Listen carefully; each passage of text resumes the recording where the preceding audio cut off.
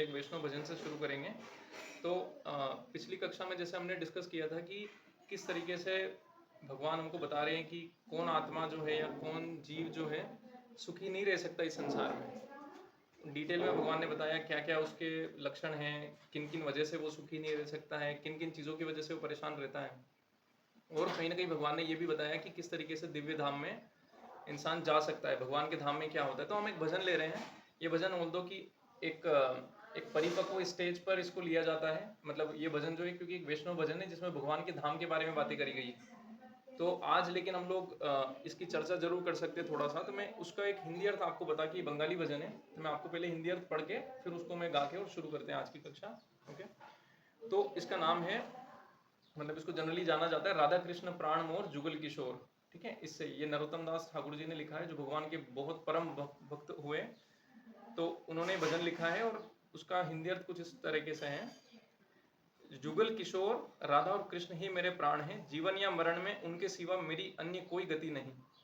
कालिंदी, मतलब यमुना को कालिंदी बोलते हैं। यमुना के तट पर कदम्ब के वृक्षों के वन में मैं युगल जोड़ी को रत्नों की वेदी पर, मतलब रत्नों के सिंहासन पर बिठाऊंगा।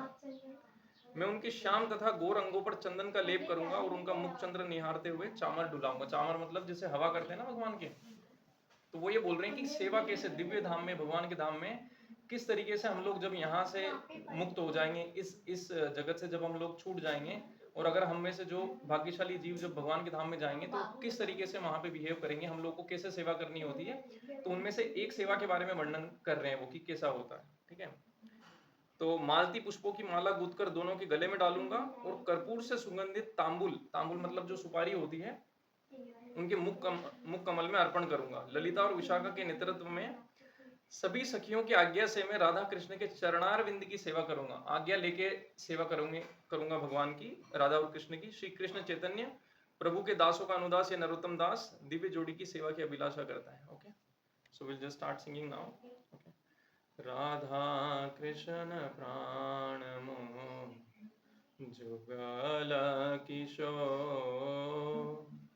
राधा कृष्ण प्राण मोह जुगल किशोर, जीवाने माराणे गति अर नाही मोर, जीवाने माराणे गति अर नाही मोर, राधा कृष्ण प्राण मोर जुगल किशोर, कालिंदीर कुले केली कदंबेर वना, कालिंदीर कुले केली कदंबेर वना, रतन बेदीरा उपा वो शब्दु जाना, रतन बेदीरा उपा वो शब्दु जाना, राधा कृष्ण प्राण मोर जुगल किशोर, श्याम गोरी अंगे दिवो चंदनेर गंधा, श्याम गोरी अंगे दिवो चंदनेर गंधा, चामर डुलावो कबे हरिमुख चंद्र, चामर डुलावो कबे हरिमुख चंद्र, राधा कृष्ण प्राण मोर जुगल किशोर, गाथिया मलाती माला दिवो दोहार गले, गाथिया मलाती माला दिवो दोहार गले, अधरे तुलिया दिवो कर्पूर तांबूले, अधरे तुलिया दिवो कर्पूर तांबूले, राधा कृष्ण प्राण मोर जुगल किशोर ललिता विशाखायादि जत सखी वृंदा ललिता विशाखायादि जत सखी वृंदा अज्ञाय कोरिबो सेवा चरण रवेन्द्र अज्ञाय कोरिबो सेवा चरण रवेन्द्र राधा कृष्ण प्राण मोरा जुगल किशोर श्री कृष्ण चैतन्य प्रभु दासेरनुदास श्री कृष्ण चैतन्य प्रभु दासेरनुदास सेवाभिलाष करे नरोत्तम दास सेवाभिलाष करे नरोत्तम दास राधा कृष्ण प्राण मोरा जुगल किशोर राधा कृष्ण प्राण मोरा जुगल किशोर हरे कृष्णा कृष्णा कृष्णा हरे हरे हरे रामा राम राम हरे हरे हरे कृष्णा कृष्णा कृष्णा हरे हरे हरे रामा राम राम हरे हरे हरे कृष्णा कृष्णा कृष्णा हरे हरे हरे रामा राम राम हरे हरे जय गौरनिताय जय गौरनिताय जय गौरनिताय जय गौरनिताय जय कृष्ण बलराम जय कृष्ण बलराम जय कृष्ण बलराम जय कृष्ण बलराम गुरुदेव गुरुदेव जय जय गुरुदेव जय जय गुरुदेव गुरुदेव जय जय गुरुदेव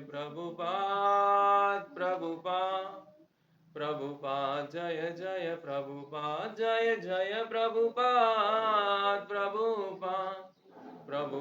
जय जय प्रभुपाद हरि नाम संकीर्तन की जय श्रीमद् भगवद गीता की जय ओम अज्ञानतिमिरान्धस्य ज्ञानाञ्जनशलाकया चक्षुरोन्मीलितं येन तस्मै श्रीगुरुवे नमः श्रीचैतन्यमनोभीष्टं स्थापितं येन भूतले स्वयं रूपः कदा मह्यं ददाति स्वपदान्तिकं नमो विष्णुपादाय कृष्णपृष्ठाय भूतले श्रीमते भक्तिवेदान्तस्वामिनिति नामिने नमस्ते सरस्वतीदेवे गौरवाणी प्रचारिणे निर्विशेष शून्यवादी पाश्चात्य देशतारिणे जय श्री कृष्ण चैतन्य प्रभु नित्यानंद श्री अद्वैत गदाधर श्रीवासादि गौर भक्त वृंदा हरे कृष्णा कृष्णा कृष्णा हरे हरे राम राम राम हरे कृष्णा कृष्णा कृष्णा हरे राम राम राम हरे कृष्णा कृष्णा कृष्णा हरे राम राम राम हरे सभी उतारे हुए भक्तों को नमस्कार हरे कृष्णा और सभी भक्तों से यही विनती है कि वो अपने आशीर्वाद से मुझे रक्षित पोषित रखें आज जो भी मैं बोलूं भगवान के द्वारा बताया गया हुआ हो गुरु द्वारा मुझे सुनाया गया हो और जो भी मैंने पढ़ा है जो भी समझा है उसको सही ठीक ढंग से मैं आपको बोलूं जो भी त्रुटि हो उसके लिए मुझे क्षमा करिएगा और जो भी अच्छी बात आपको लगे सार बात उसको आप कृष्ण का कृपा प्रसाद समझकर ग्रहण कीजिएगा वांछा कल्पतरूपेश्च कृपा सिन्धुभ्येव च पतितानां पावनेभ्यो वैष्णवेभ्यो नमो नमः ग्रंथराज श्रीमद् भागवतम की जय श्रीमद् भगवद गीता की जय अनंत कोटि वैष्णव वृंद की जय श्रीला प्रभुपाद की जय हिज होलीनेस भक्ति तीर्थ दामोदर स्वामी महाराज की जय हिज ग्रेस असित प्रभु जी की जय हिज ग्रेस सुंदर प्रभु जी की जय सो लास्ट क्लास में पिछली कक्षा में हमने जो डिस्कस किया था आज हम उससे आगे चलेंगे आज हम कोशिश करेंगे कि अध्याय 2 हमारा समाप्त हो जाए बहुत बार से चल रहा है तो आज पूरी कोशिश रहेगी और उसके बाद हम लोग कर्म योग में भी डिस्कस करेंगे कि भगवान किस प्रकार कर्म करने के लिए बोलते हैं ठीक है तो लास्ट क्लास की एक चीज जहाँ पे हमने छोड़ा था वहां से हम लोग आज शुरू करेंगे ताकि ये कनेक्ट बैठ सके, है ना। लास्ट क्लास में हमने बहुत सारी जो चीजें डिस्कस की थी, आप चाहें तो मैं एक बार थोड़ा सा रिकैप कर सकता हूँ। कि हमने जैसे लास्ट क्लास में डिस्कस किया था कि किस तरीके से जो एक इंसान होता है जो कि भौतिकता में फंसा हुआ है, भौतिकता में फंसा हुआ इंसान कैसे अपने जीवन में केवल थका हुआ रहता है, केवल थका हुआ जीवन जीता है, उसको कोई लक्ष्य नहीं होता है जीवन का, उसको कुछ समझ नहीं आता है कि उसको जीवन कैसे जीना चाहिए, वो बस थकता रहता है। बस हर कोई, चाहे एक छोटा 15 साल का बच्चा हो, चाहे एक 70 साल का बूढ़ा इंसान हो, हर कोई थका हुआ है। और ऐसा नहीं है कि वो लोग कोई काम करके थक रहे हैं, वो एक्चुअली अपनी आत्मा का जो रियल नेचर है, आत्मा का जो गुण है, मतलब बोल सकते हैं ना अपन की जो धर्म है आत्मा का, उसको नहीं फॉलो करने की वजह से थके हुए हैं हम लोग। जैसे हमने एग्जाम्पल भी लिया था कि 200 मीटर है, चल के जाना बहुत आसान है, लेकिन 200 मीटर तैर के जाना बहुत मुश्किल है। तो जैसे इंसान चलने के लिए बना है, और उसी तरीके से हमारी आत्मा भगवान की सेवा करने के लिए बनी है, ना कि माया देवी की सेवा करके या माया में फंस के अपने इंद्रियों को तृप्त करने के लिए, क्योंकि इंद्रियां कभी तृप्त नहीं होती। कभी आपने ऐसा नहीं देखा होगा कि आग में आपने पेट्रोल डाला और आग एक पॉइंट के बाद में बोला अरे बस बस बस बस बहुत ज्यादा हो गया। आग कभी नहीं बोलेगी। आग क्या बोलेगी? लाए लाए जाओ, लाते जाओ, लाते जाओ। तो आग कभी भी मना नहीं करेगी हमको कि पेट्रोल मत डालो। उस तरीके से हमारी इंद्रियां, अगर हमने उसको आज संतुष्ट कर लिया तो ऐसा नहीं है वो हमेशा के लिए संतुष्ट हो जाएगी। कल वो फिर से हमको कुछ बोलेगी, परसों फिर से कुछ बोलेगी, और ज्यादा मांग करेगी। तो भगवान ये बताते हैं कि जब हम इंद्रिय भोग की साइकिल में फंस जाते हैं तो किस तरीके से हमारा जीवन बहुत दुखमय हो जाता है। और अधिकतर लोग इस संसार के, मतलब इसी चक्र में फंसने की वजह से अपना पूरा जीवन गवा देते हैं और कभी सुखी नहीं हो पाते। कोई अपनी जीभ की इंद्रियों के चक्कर में जो इधर उधर भटक रहा है, कोई अपनी आंखों की इंद्रियों को तृप्त करने के लिए इधर उधर भटक रहा है, कोई इंद्रियों के लिए इधर उधर भटक रहा है, कोई इंसान मेंटल अपनी इंद्रियों को संतुष्टि के लिए बहुत सारी चीजें, इंटेलेक्चुअल चीजें, बहुत किताबें पढ़ता रहता है, बहुत ये सब करता रहता है। तो वो क्या अपनी इंद्रिय माइंड को तृप्त करना चाह रहा है कि मैं कुछ कुछ ऐसी नॉवेल्स पढ़ लूँ, ऐसी बुक्स पढ़ लूँ, मैं कुछ जो है बहुत सारा चेस गेम खेल लूँ तो उससे मुझे इंद्रियां तृप्त हो जाएगी। लेकिन कहीं ना कहीं ऐसा समझ में आता है कि इंद्रिया कभी तृप्त होती ही नहीं। तो भगवान वही बता रहे हैं कि जब इंसान इस साइकिल में, या बोलते हैं इस चक्र में फंस जाता है, तो उसके जीवन में सुख का तो नाम ही आप भूल जाओ, शांति भी नहीं रह सकती। ठीक है। तो आज हम इस बेस पे आज शुरू करते हैं। भगवान के एक श्लोक से हम लोग शुरू करेंगे। ठीक है। तो ये आपको एक प्रैक्टिकल भी उदाहरण है। ठीक है। मैं पहले उदाहरण आपको दे देता हूँ ताकि आपको समझने में आसानी हो। जैसे आप मंदिर में जाते होंगे, आपने बहुत बार एक कछुआ देखा होगा, है ना। एक कछुआ जो मंदिर के बाहर रहता है। क्या आपको पता है वो कछुआ किस लिए मंदिर के बाहर रहता है? उसको क्यों? वो कोई शोपीस नहीं है। वो कछुआ कोई शोपीस नहीं है जिसको कि मंदिर के बाहर लगा दिया गया है। उस कछुए का वहां बाहर रहने का जो तात्पर्य है वो ये है कि कछुआ, देखो आपने देखा होगा, जब भी आप उसको छूने जाओगे या कुछ भी पकड़ने जाओगे, वो फटाक से अपने हाथ पैर और अपनी गर्दन अंदर कर लेता है। एक बार उसने अंदर कर लिया, आप उसका कुछ नहीं कर सकते किसी भी तरीके से। आप उसका वो अंदर कर लिया हाथ, वो जब तक बाहर नहीं आएगा जब तक उसको दिखेगा नहीं कि सब कुछ सेफ है। ठीक है। तो क्या बोला जाता है, लेकिन आप देखेंगे कि वहां पर जो कछुआ रहता है उसके हाथ पैर और गर्दन बाहर निकली रहती है। यानी उसकी 5 चीजें, गर्दन और 4 हाथ पैर, 5 चीजें होंगी। हमारी भी 5 इंद्रियां होती हैं। ठीक है। छठी इंद्रिय हमारी मन है, लेकिन जो मुख्य इंद्रियां है वो 5 इंद्रियां ये हैं। तो पांचों इंद्रियां हमको ये भगवान बताना चाह रहे हैं कि हमारे मंदिर में जब आप एंटर कर रहे हो, मेरे मंदिर में जब तुम आ रहे हो, तो यहाँ निश्चिंत होकर अपनी इंद्रियों को बाहर वो कर सकते हो, मतलब निकाल सकते हो, है ना। जैसे बाहर की दुनिया में अपन देखते हैं, अरे गंदी चीज मत देखो, अरे गंदी चीज मत बोलो, गंदी चीज मत सुनो, गंदा मत खाओ। लेकिन भगवान के मंदिर में तो ये सब चीजें होती नहीं है। तो इसलिए बोला जाता है कि आप वहां जाके अंदर मत बैठे रहो अपनी खोल के अंदर, है ना। कि अगर वहां अंदर जाके भी खोल के अंदर बैठे हो कि मैं कुछ इंजॉयमेंट नहीं करूंगा, मैं तो जो है बस ध्यान लगाऊंगा और कुछ भी भगवान भगवान से मुझे मतलब नहीं, मुझे बस इस माया से छुटकारा चाहिए, तो वैसा नहीं है। वो कछुआ ये दिखाता है कि आप अपनी इंद्रियों को भगवान की सेवा में लगाओ। भगवान की सेवा में कैसे लगाते, आगे जाके अभी थोड़ी देर बाद ही हम एग्जाम्पल देखने वाले, बहुत सुंदर एग्जाम्पल जो भागवतम से आता है कि किस तरीके से अम्बरीश महाराज अपनी इंद्रियों को भगवान की सेवा में लगाते थे और बहुत, मतलब इतने भगवान के प्रिय हो गए कि दुर्वासा मुनि जैसे इतने महान ऋषि ने जब उनके ऊपर आक्रमण करने की इच्छा करी, तो अम्बरीश महाराज तो हाथ जोड़ के खड़े थे, और भगवान के सुदर्शन चक्र ने अम्बरीश महाराज जो मतलब दुर्वासा मुनि थे उनको किस तरीके से पनिशमेंट दिया, वो हम सब अभी देखेंगे। लेकिन हम लोग आज शुरुआत करते हैं 58वें श्लोक से भगवान के। ठीक है। यस। यदा संहरते चायं कुर्मोऽन्नानीव सर्वशः इंद्रियाणीन्द्रियार्थेभ्यः तस्य प्रज्ञा प्रतिष्ठिता। भगवान बोलते हैं, भगवत गीता अध्याय 2 के 58वें श्लोक में भगवान बोलते हैं, जिस प्रकार कछुआ अपने, ये भगवान की वाणी है, ये तात्पर्य में नहीं लिखा, ये भगवान बोल रहे हैं, खुद अर्जुन को बोल रहे हैं। क्या बोल रहे हैं भगवान? जिस प्रकार कछुआ अपने अंगों को संकुचित करके खोल के भीतर कर लेता है, उसी तरह जो मनुष्य अपनी इंद्रियों को इंद्रिय विषयों से खींच लेता है वह पूर्ण चेतना में दृढ़ता पूर्वक स्थित होता है। पूर्ण चेतना मतलब फुल कॉन्शियसनेस इंग्लिश में जिसको बोला जाता है। पूर्ण चेतना किस चीज की चेतना की बात करी जा रही है? आत्मा की चेतना की बात करी जा रही है। आत्मा की चेतना है, आत्मा का जो धर्म है वो क्या होना चाहिए? भगवान की सेवा करना, क्योंकि हम भगवान के अंश। देखिए आप कहीं पर भी देख लीजिए संसार में, अंश जो है उसका काम होता है, जो पूर्ण है उसकी सेवा करना। आपका जो हाथ है, आज अगर आपका हाथ बोल दे कि मैं सेवा नहीं करूंगा, ये जो खाना है मैं इतना कमा के धन लेके आता हूँ, सारा खाना तो पेट खा जाता है, मेरे को क्या मतलब है, मैं आज सेवा नहीं करूंगा। मुझे आप बताइए कब तक ये हाथ जीवित रह सकता है बिना सेवा करे? नहीं रह सकता। ये हाथ, हमारे पैर, हमारा मस्तिष्क, ये सभी इस पूरे शरीर की सेवा कर रहे हैं। तो पूरा शरीर एज ए होल, तो हर चीज, जैसे खाना बनाता है, पेट तो खाना बनाता है, मतलब खाने को पचाता है, वो सब करता है, लेकिन वो ऐसा तो नहीं बोलता कि खाली मैं ही खाऊंगा, हाथ पैरों से मुझे क्या मतलब है, मैं उनको नहीं देना चाहता। तो जो जो भी हमारे अंग होते हैं, हमारे अंगों का जैसे लक्ष्य है पूर्ण पूर्ण शरीर की सेवा करना, उसी तरीके से जो हम भगवान के अंश हैं, क्योंकि हमको भगवान का अंश बोला जाता है, बोलते हैं कि हम क्वालिटी में, मतलब गुणवत्ता में हम भगवान के बराबर हैं, लेकिन आकार में यानी क्वांटिटी में हम भगवान से बहुत ज्यादा छोटे हैं। तो हमारा जो नेचर है, हमारा जो धर्म है, जो हमारा स्वधर्म जिसको हम सनातन धर्म बोलते हैं, वो है भगवान की सेवा करना। जब तक हम भगवान की सेवा नहीं करते, कोई इस संसार में कोई भी व्यक्ति कुछ भी कर ले, वो सुखी नहीं रह सकता। चाहे वो किसी भी आर्थिक परिस्थिति में हो, वो किसी भी सामाजिक परिस्थिति में, वो कितना भी पैसा कमाता हो, कितने भी उसके भाई बहन हो, कितने ही अच्छा परिवार हो, कुछ भी कर ले, उसको सुख नहीं मिलेगा। और वही भगवान यहाँ पे बोल रहे हैं कि जिस प्रकार कछुआ अपने अंगों को संकुचित करके खोल के भीतर कर लेता है, उसी तरह मनुष्य को अपनी इंद्रियों को इंद्रिय विषयों से मतलब कि इंद्रिय विषय क्या बोलते हैं, जैसे आंखों के लिए इंद्रिय विषय क्या हो गया? कुछ भी देखने की चीज, विषय मतलब सब्जेक्ट्स। तो हमारी आंखों के लिए देखने के सब्जेक्ट्स क्या हो गए? कोई अच्छा कुछ मतलब सीनरी हम देख रहे हैं, या कोई भी टीवी हम देख रहे हैं, मूवी हम देख रहे हैं, इंस्टाग्राम पे हम शॉर्ट्स वगैरह देख रहे हैं, ठीक है।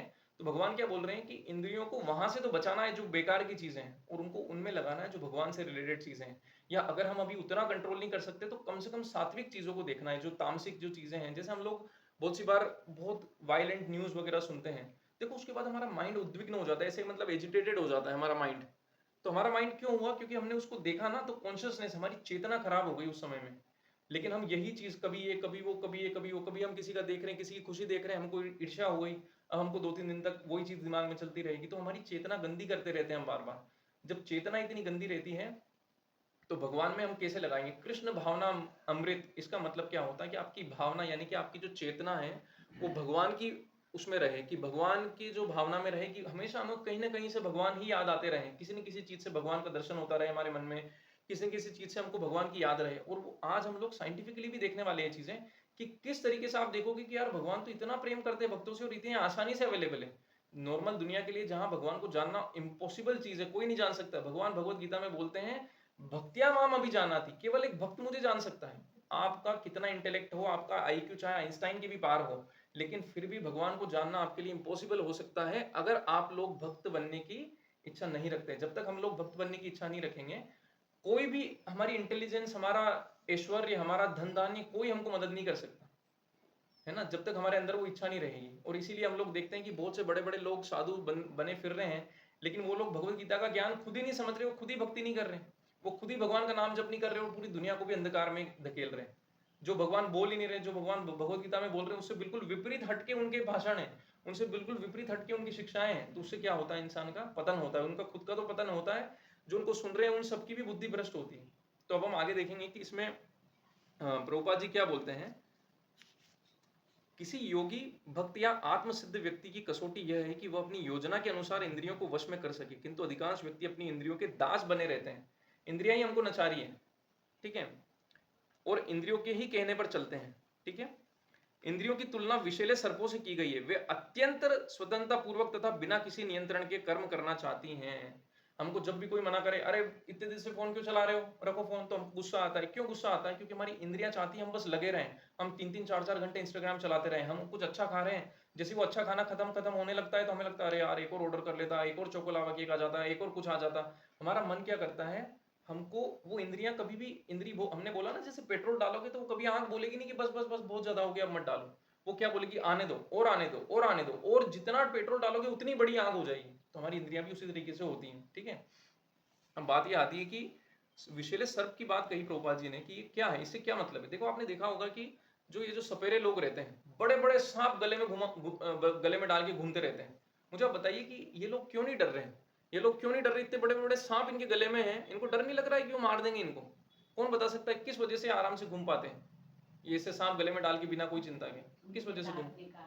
दांत तोड़ देते, बिल्कुल सही। इन सांपों के जब दांत तोड़ दिए जाते हैं ना, तो इन सांपों के दांत तोड़ दिए जाते हैं, दांतों से ही ये जहर किसी के अंदर डालते हैं। जब वो दांत से सांप बाइट करता है, मतलब वो काटता है, तो दांतों से सर्प अपना विष, जो अपना जहर होता है, वो अंदर छोड़ देता है किसी भी जीव के जो उसका शिकार है उसके शरीर में, ठीक है। तो ये लोग क्या करते हैं, उनके दांत तोड़ देते हैं। अगर सांप के दांत टूट गए तो वो तो पोपलू हो गया, वो तो कुछ नहीं कर सकता, वो पोपलू सांप है, वो फिर एक खिलौना हो गया आपके लिए, तो बस वो फिर ये सपेरे खिलौना दिखाते रहते हैं। नहीं तो इनको कौन अलाउ करेगा इसे जहरीले सांपों को रोड पे बैठ के और बीन बजा के और ये दिखाने के, पता चले किसी राहगीर को काट लिया, मार दिया, तो इनको तो जेल हो जाएगी। तो ये लोग क्या पोपलू सांप लेके डराते रहते लोगों को, और ऐसे मतलब ये जो तमाशे दिखाते रहते हैं। तो हमारी इंद्रियां जो होती हैं, हमारी इंद्रियां जो है, हमें हमें ये नहीं है कि हमारी, जैसे आंख में अगर किसी के जो है मोतियाबिंद हो गया, तो क्या कभी डॉक्टर ने आपको ये बोला कि आपकी आंख फुड़वा लो, मोतियाबिंद भी ठीक हो जाएगा, न रहेगी आंख न रहेगा मोतियाबिंद? ऐसा कोई बोलता है? कोई ऐसा नहीं बोलता है। वो लोग क्या बोलते हैं कि मोतियाबिंद है तो इसका ऑपरेशन करवाओ, इसको ठीक करवाओ। तो हमारी जो इंद्रियां हैं, इन इंद्रियों को खत्म कर देना या काट के फेंक देना ये सोल्यूशन नहीं है। इंद्रियों का जो जहरीले डंक है, ये जो दो दांत है ना हमारी इंद्रियों के, क्या दांत हैं, हम इंद्रियों का भोग स्वयं के लिए करना चाहते हैं। इन इंद्रियों से हम लोग खुद की सेवा करना चाहते हैं। जब हम लोग इस भावना से उठ जाएंगे कि हम लोग खुद की सेवा न करके किसकी सेवा करेंगे, हम लोग भगवान की सेवा में इंद्रियों को लगाएंगे। इंद्रियों को भगवान की सेवा में लगाने में कोई मनाही नहीं है, और वो करने से हमारी आत्मा भी संतुष्ट होती है, क्योंकि यही हमारा धर्म है। तो ये बोला जाता है कि सांप की तरह इंद्रियां होती हैं, जब आप उनके दोनों दांत तोड़ दोगे तो वो इंद्रियां कुछ नहीं आपका उखाड़ सकती।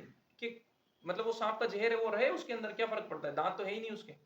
तो दांत ना होने की वजह से आपकी इंद्रियां आपको किसी भी तरीके से इस माया जाल में फंसा नहीं पाएगी। आप बहुत आनंद का जीवन भी जिएंगे, और अंत में आप भगवत धाम भी जाएंगे। जिस भगवत धाम के हमने भजन से शुरू किया, कैसा वहां पे भगवान की सेवा होती है, कैसे बहुत बड़े कमल, एक विशाल का एक कमल होता है जिसपे राधा कृष्ण विराजमान होते हैं, जब उनकी यमुना में जो एक लीला होती है, ऐसी बहुत सारी लीलाएं, जब हम भागवतम पढ़ेंगे तो लीलाओं के बारे में विस्तार से देखेंगे। अभी हम लोग तत्व समझने की कोशिश कर रहे हैं कि हमको ये तो पता चले आत्मा क्या है, आत्मा का धर्म क्या है, सनातन धर्म क्या है, क्यों हम लोग हैं, क्या है, क्या कर रहे हैं, ये सारी चीजें, ठीक है।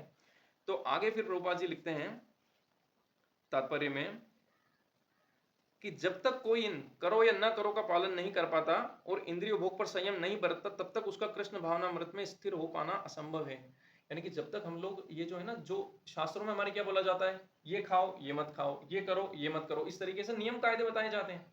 तो जब तक हम लोग उन नियम कायदों को थोड़ा थोड़ा फॉलो करना शुरू नहीं करते, हमारा माइंड जो है ना कृष्णा कॉन्शियसनेस में या कृष्ण भावना के अमृत में स्थिर नहीं हो सकता। हम लोग अगर नाम जप भी करते रहे और खूब अय्याशी कर रहे हैं, ये नहीं है तात्पर्य शास्त्रों का।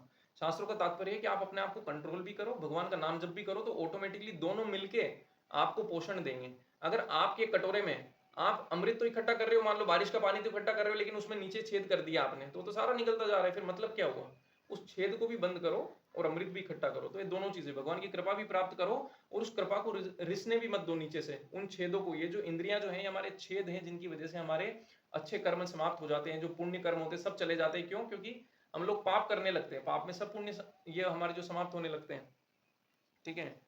तो आगे प्रभुपाद जी बोलते हैं, यहाँ पर सर्वश्रेष्ठ उदाहरण कछुए का है। वह किसी भी समय अपने अंग समेट सकता है और पुनः विशिष्ट उद्देश्यों से उन्हें प्रकट कर सकता है। इस प्रकार कृष्ण भावना भावित व्यक्तियों की इंद्रियां भी केवल भगवान की विशिष्ट सेवाओं के लिए काम आती है, अन्यथा उनका संकोच, मतलब उनको रिट्रैक्ट कर लिया जाता है, अपने आप में संकोच लिया जाता है, ठीक है। मतलब वो जो भक्त है, उसको आप डांस करने की बोलोगे कहीं शादी पार्टी में, तो शायद उसका मन उतना नहीं करे, लेकिन वही भक्त जब कीर्तन पे आप उसको नचाओगे तो घंटों घंटों नाचेगा, ठीक है।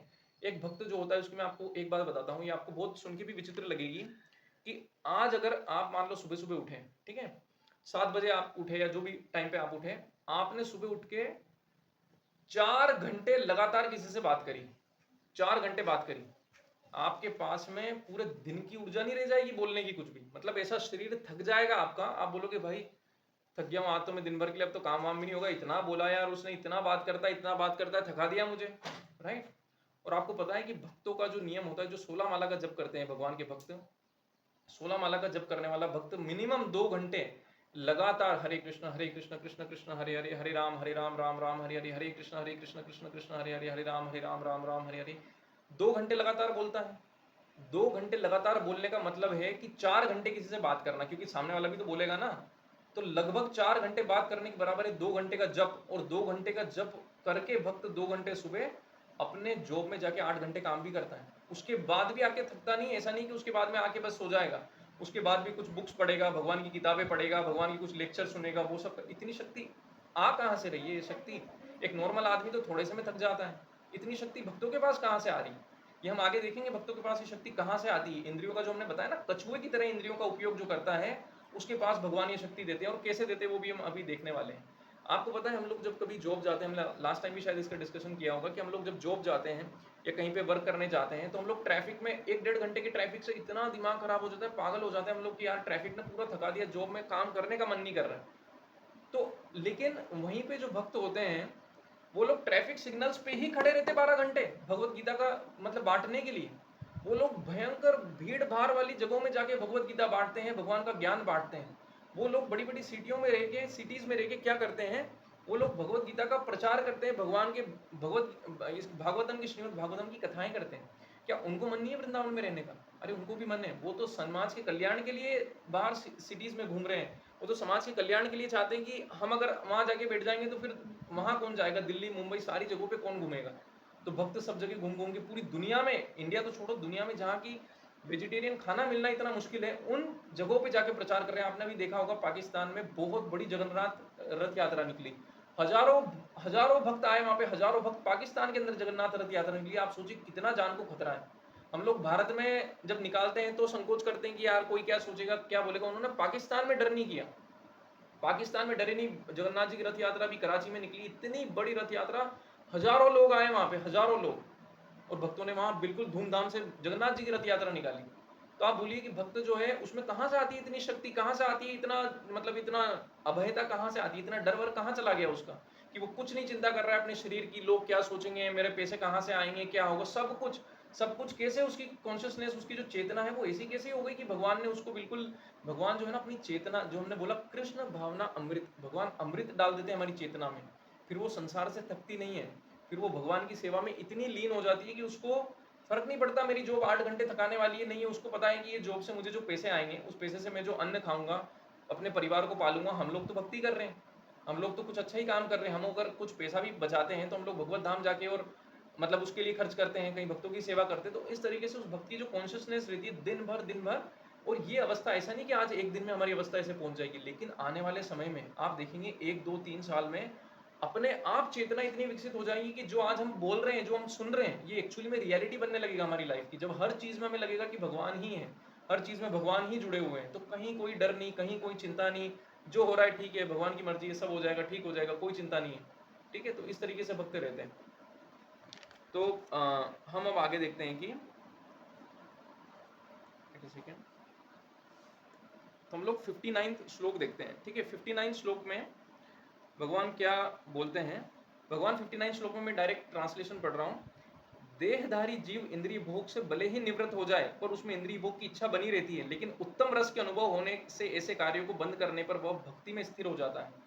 उत्तम रस का अनुभव, उत्तम रस मतलब कि जो अपन मटेरियल एंजॉयमेंट कर रहे हैं, जो भौतिक एंजॉयमेंट कर रहे हैं, इससे जब ऊपर की चीज पता चलेगी ना, तब अपन रुकेंगे। ऐसा नहीं कि अपन जबरदस्ती अपने आंखों को बंद कर दो, भाई इंस्टाग्राम रील मत चला, ये मत देख, वो मत देख, हम अपने मुंह को रोक दें कि भाई बाहर का पिज्जा बर्गर ये सब मत खाओ। इससे कुछ नहीं होने वाला, इससे इंद्रियां काबू में नहीं आएंगी। भगवान बताएंगे इंद्रिया कैसे काबू में आ रही है। वो बोल रही है उत्तम रस का अनुभव। पहले आप जो हायर टेस्ट है, आध्यात्मिक जो रस है, उसका आनंद लीजिए। अब आध्यात्मिक रस का आनंद कैसे ले सकते हैं, हम एक छोटे एग्जाम्पल से देखते हैं। मान लीजिए कि आपकी आदत है रोज सुबह 7 बजे उठने की, आप रोज सुबह 7 बजे उठते हो। ठीक है, 7 बजे उठ के आप क्या करते हो, ब्रश किया, बाजार में गए, पोहे खरीद के खाए, पोहे खाए बस आपने। तो आपका रोज का रूटीन पिछले 10 साल से आप यही कर रहे हो, सुबह उठते हो, ब्रश करते हो, बाजार में जाते हो, पोहे खरीद के खाते हो। कभी कभी थोड़ा लेट हो जाते हो उठते में, लेकिन अब भूख लग रही है, कुछ है ही नहीं खाने का घर में, तो क्या करते हो, आप बाजार में जाके भले ठंडे हो जाए पोहे, तो आप क्या करते हो, ठंडे पोहे खा लेते हो।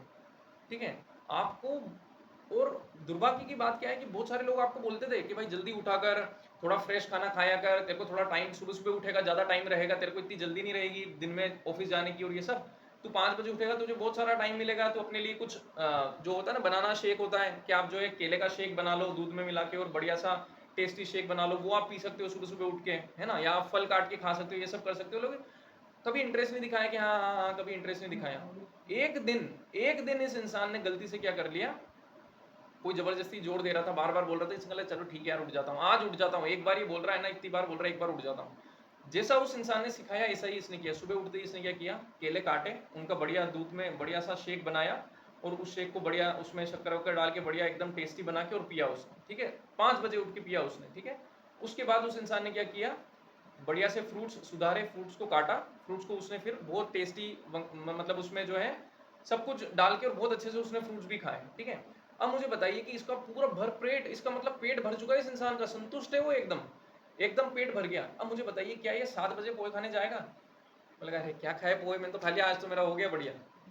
जो आदमी 10 साल से जो काम कर रहा था, एक ही दिन, बस एक ही दिन एक अच्छा काम करने से वो फिर मना कर देगा कि अरे कौन जाए यार इतनी दूर पोहे खाने, और क्या वहाँ पोहे, मैंने तो और अच्छी चीज खा लिया आज। तो क्योंकि आपने अच्छी चीज का अनुभव कर लिया, तब आप बुरी चीज को छोड़ सकते हो। लेकिन आपने अच्छी चीज का अनुभव ही नहीं किया, तो फोकट तो आदमी को भूख लगेगी, भूख लगेगी तो कुछ तो चाहिए, कुछ नहीं चाहिए तो अच्छी चीजें तो भाई जो पहले उठता है, जो पहले सब काम करता है, जो सात्विक जीवन जीता है उसको मिलती है। जो तामसिक जीवन जीता है उसको तो कुछ नहीं मिलता, उसको तो बचा बचा है जो चीजें वो मिलेगी। तो फिर जाके वो बाजार में पोहे खाता है, कभी लेट हो जाता है तो ठंडे पोहे खाता है। तो जीवन उसका इसी तरह, और उसको क्या लगता है यही जीवन है, लेकिन ये जीवन नहीं है। जीवन में आप भी 5 बजे उठ सकते हैं, आप भी बहुत अच्छा कर सकते हैं, मॉर्निंग वॉक्स पे जा सकते हैं, बहुत अच्छा फील कर सकते हैं। और ये तो हम केवल मटेरियल प्लेन पे बोल रहे हैं, भौतिक उसमें हम जब भगवान की भक्ति की बात करेंगे तो इतना दिव्य आनंद आने लगता है कि फिर जो दिन भर में जो तू तू मैं हो रही है यहाँ पे ऑफिस में इधर उधर, ये वो जो जो कचरा है, जो नॉइस है, जो हम लोग मतलब बाजार में जा रहे हैं तो जितना दूषण हमारे अंदर आ रहा है, ये सब कुछ भी अफेक्ट नहीं करता। फिर इंसान इतना ज्यादा प्रदूषित नहीं होता, क्योंकि मॉर्निंग का जो समय है उसने भक्ति में निकाल दिया। मॉर्निंग के 2 घंटे भगवान का नाम जप करके आज वो ऑफिस गया, उसका दिन पूरा बहुत अच्छे से जाता है। कोई कुछ बोलता भी है उसको तो वो ज्यादा माइंड नहीं करता, बिकॉज चेतना सुबह से वो होगी। जैसे बोलते ना, अरे क्या यार सुबह सुबह मूड खराब कर दिया, पूरा दिन खराब जाता है उसमें।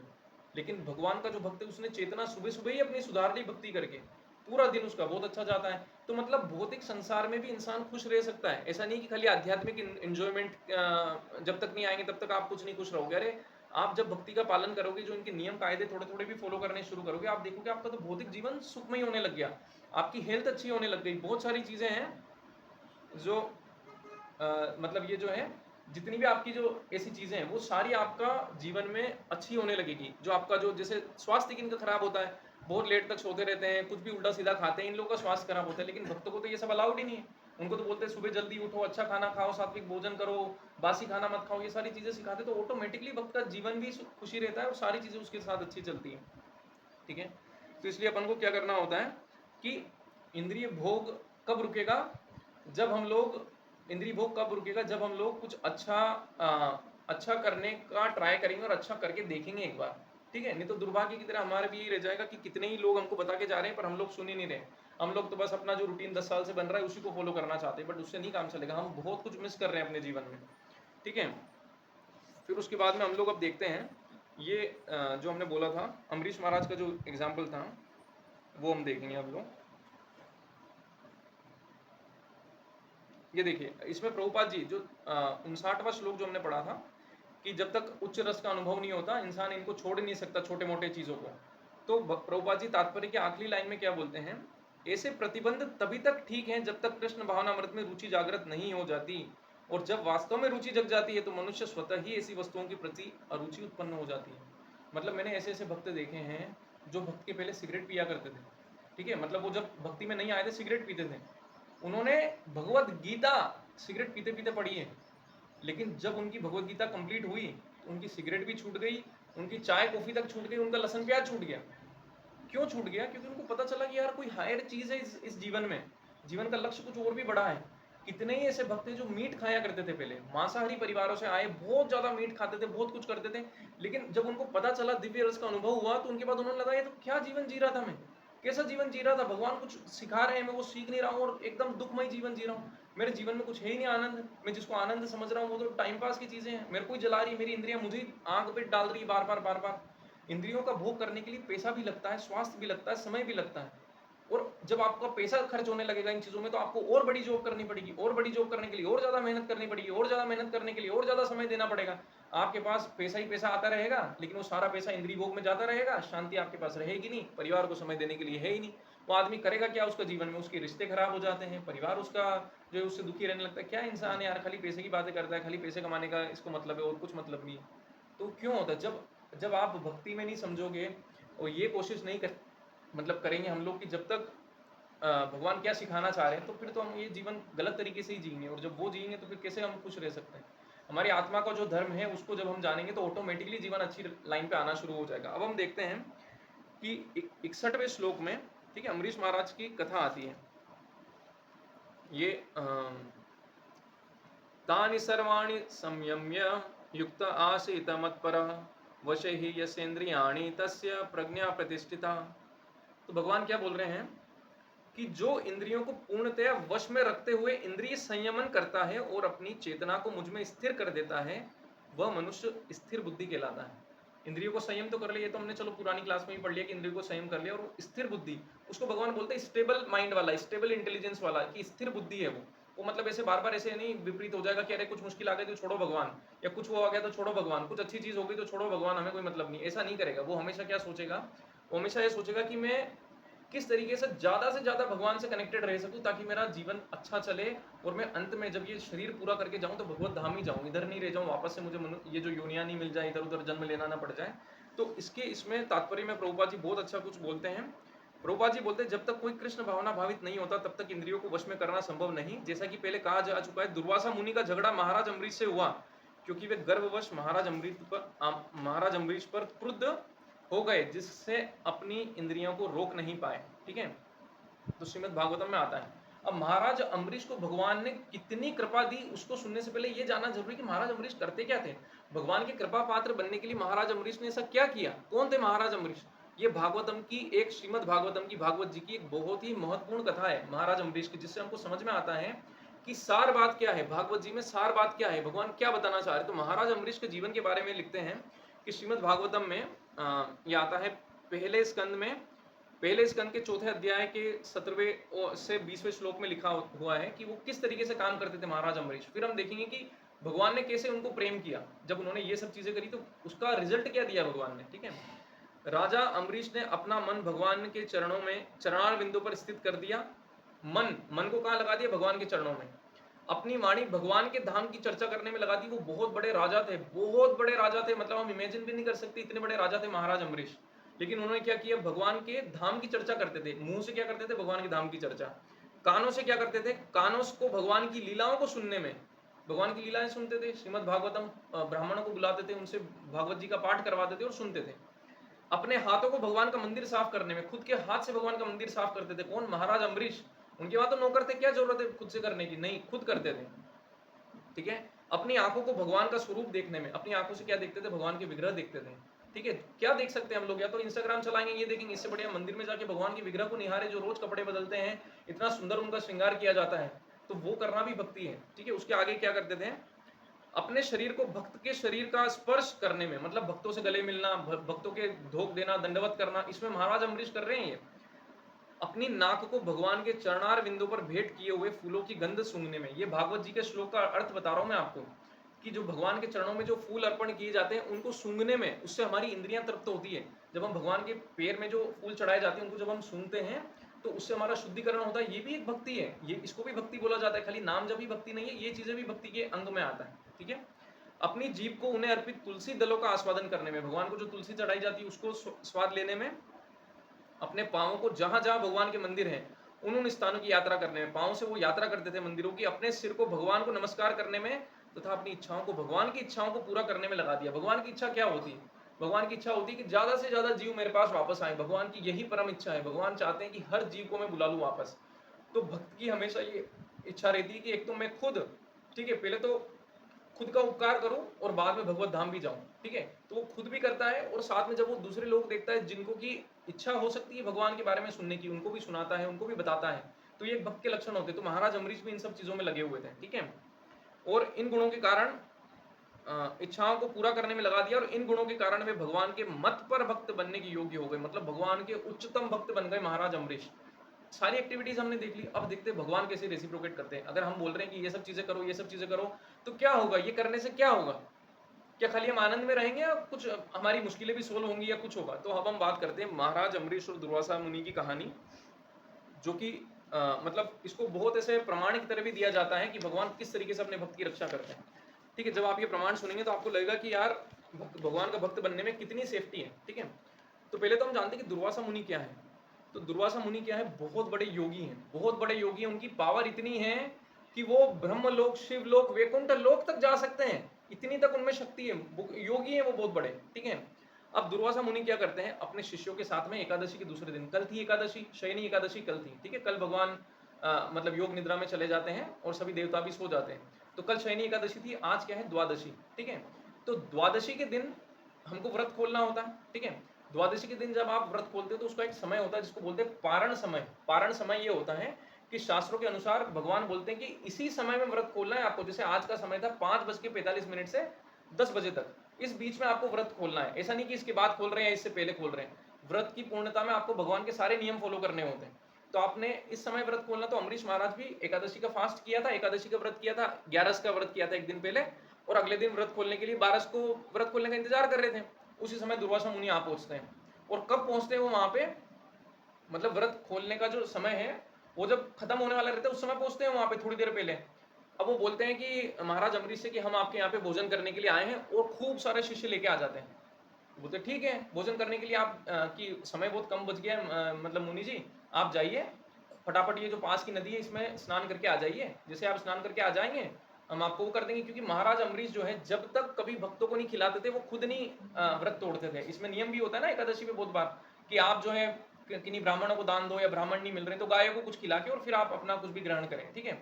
तो महाराज अमरीश ने दुर्वासा मुनि को बोला। अब दुर्वासा मुनि ने क्या करा कि नहाने चले गए अपने शिष्यों के साथ में। ओ भाई साहब यहाँ टाइम निकला जा रहा है, वो आ ही नहीं रहे। यहाँ तो सारी प्रिपरेशन तैयार हो गई, सारा खाना बना के रेडी कर लिया, सारे हजारों भक्तों के लिए सब रेडी कर लिया, उनके जो शिष्य थे वो तो आए नहीं, दुर्वासा मुनि तो आए नहीं। अब अमरीश महाराज क्या है, शास्त्रों के ज्ञाता थे वो भी। उन्होंने क्या किया, ब्राह्मणों से पूछा, ब्राह्मण देवता से पूछा, जो ब्राह्मण थे वहां पे जो उनके राज्य के, कि दुर्वासा मुनि आ नहीं रहे, लेकिन मैंने शास्त्रों में पढ़ा है कि अगर मैं पानी पी लेता हूँ, तो मेरा व्रत भी बरकरार रहेगा, और मेरा जो व्रत खोलने का है पारण समय में वो भी काम हो जाएगा। तो उन्होंने बोला कि हाँ बिल्कुल सही बोला आपने, आप कर सकते हो ऐसा। तो उन्होंने क्या किया, पानी पी लिया। अब दुर्वासा मुनि जो है वो तो क्या है, अंतर्यामी टाइप थे, वो सब पता था उनको कहाँ क्या हो रहा है। तो जैसे ही अमरीश महाराज ने पानी पिया, इतना भयंकर क्रोध आया दुर्वासा मुनि को कि नदी पे से ही अपनी जटा में से उन्होंने एक राक्षसी प्रकट की। क्या नाम था उस राक्षसी का, कृत्या। एक कृत्या राक्षसी प्रकट की और उसको क्या बोला, मार के आओ। अमरीश ने इतना दुस्साहस उसका कि मुझे खिलाने से पहले उसने मेरा अपमान किया है। उसने एकादशी का व्रत मुझे खिलाने से पहले मुझे पहले प्रॉमिस भी किया, और मेरा वो भी नहीं कर रहा है, मेरा मान सम्मान नहीं कर रहा है, मुझसे पहले उसने पानी कैसे पी लिया। तो जैसे ही कृत्या राक्षसी वहां पे जाती है अमरीश महाराज को मारने, अमरीश महाराज तो हाथ जोड़ के खड़े हैं, वो तो इंतजार कर रहे हैं कि भाई दुर्वासा मुनि आएंगे, और दुर्वासा मुनि तो आए नहीं, यहाँ तो राक्षसी आ गई उनको मारने। तो उन्होंने अपनी जटा से निकाली थी दुर्वासा मुनि ने राक्षसी। अमरीश महाराज तो हाथ जोड़ के खड़े और राक्षसी आई, उनको कुछ करना भी नहीं पड़ा, उनको तो प्रार्थना तक नहीं करनी पड़ी भगवान से। सुदर्शन आ गए वहां पे, भगवान के चक्र बिना किसी के बोले, और धड़ से उसका सर अलग कर दिया उस राक्षसी को, उसको मार दिया। उसके बाद क्या किया, उसके बाद सुदर्शन लग गए दुर्वासा मुनि के पीछे। दुर्वासा मुनि देखा अरे सुदर्शन मेरे पीछे आ रहा है, और वो भी इस तरीके से, घबरा गए दुर्वासा मुनि। उनको पता था कि कृत्या को मार दिया अंदर, वो तो सब जानते थे, त्रिकालदर्शी थे, सब समझ रहे थे कि उसको मार दिया, मेरी बैंड बजने वाली है। और दुर्वासा मुनि भागे वहां से। सुदर्शन चक्र ऐसी आग फेंक रहे थे अपने अंदर से, इतना क्रोधित थे सुदर्शन, जो भगवान के चक्र है सुदर्शन, जगन्नाथ जी के जो चक्र हैं, जो कृष्ण के चक्र हैं सुदर्शन, इतनी आग फेंक रहे थे कि दुर्वासा जी की कमर जल रही थी, कमर पे छाले पड़ गए दुर्वासा जी की, भागते भागते। कब तक भागे, भाग के गए ब्रह्मलोक भागे। सुदर्शन से कैसे बच सकते, ब्रह्मलोक गए। ब्रह्मा जी ने हाथ जोड़ लिए कि भाई ये तो बड़ा भारी काम कर दिया आपने, वैष्णव अपराध कर दिया, मैं नहीं कर सकता इसका कुछ, आप तो शिव जी के पास जाइए। तो बोला कि ठीक है भागो। सुदर्शन पीछे लगे ही हुए हैं, तो भागे कहाँ पे, शिवलोक में भागे, शंकर भगवान के पास। तो मतलब शिव जी ने बोला भाई तो वैष्णव अपराध है, मैं कुछ नहीं कर सकता, इसके लिए तो आप तो वैष्णव जो मतलब विष्णु है उनके पास जाइए, और कौन, कोई कुछ नहीं कर सकता। तो वो शिवलोक से भी भागे, कहाँ भागे, वैकुंठ लोक में चले गए। मतलब इतनी कैपेसिटी है उनकी कि वैकुंठ लोक तक जा सकते हैं, और वैकुंठ लोक में भगवान विष्णु से बोल रहे हैं मुझे बचाइए नाथ, मुझसे गलती हो गई। बोल रहे हैं कि मैं भी कुछ नहीं कर सकता, सुदर्शन को मैंने नहीं बोला, ये तो आपने अपराध किया इसलिए आपके पीछे पड़ गया है।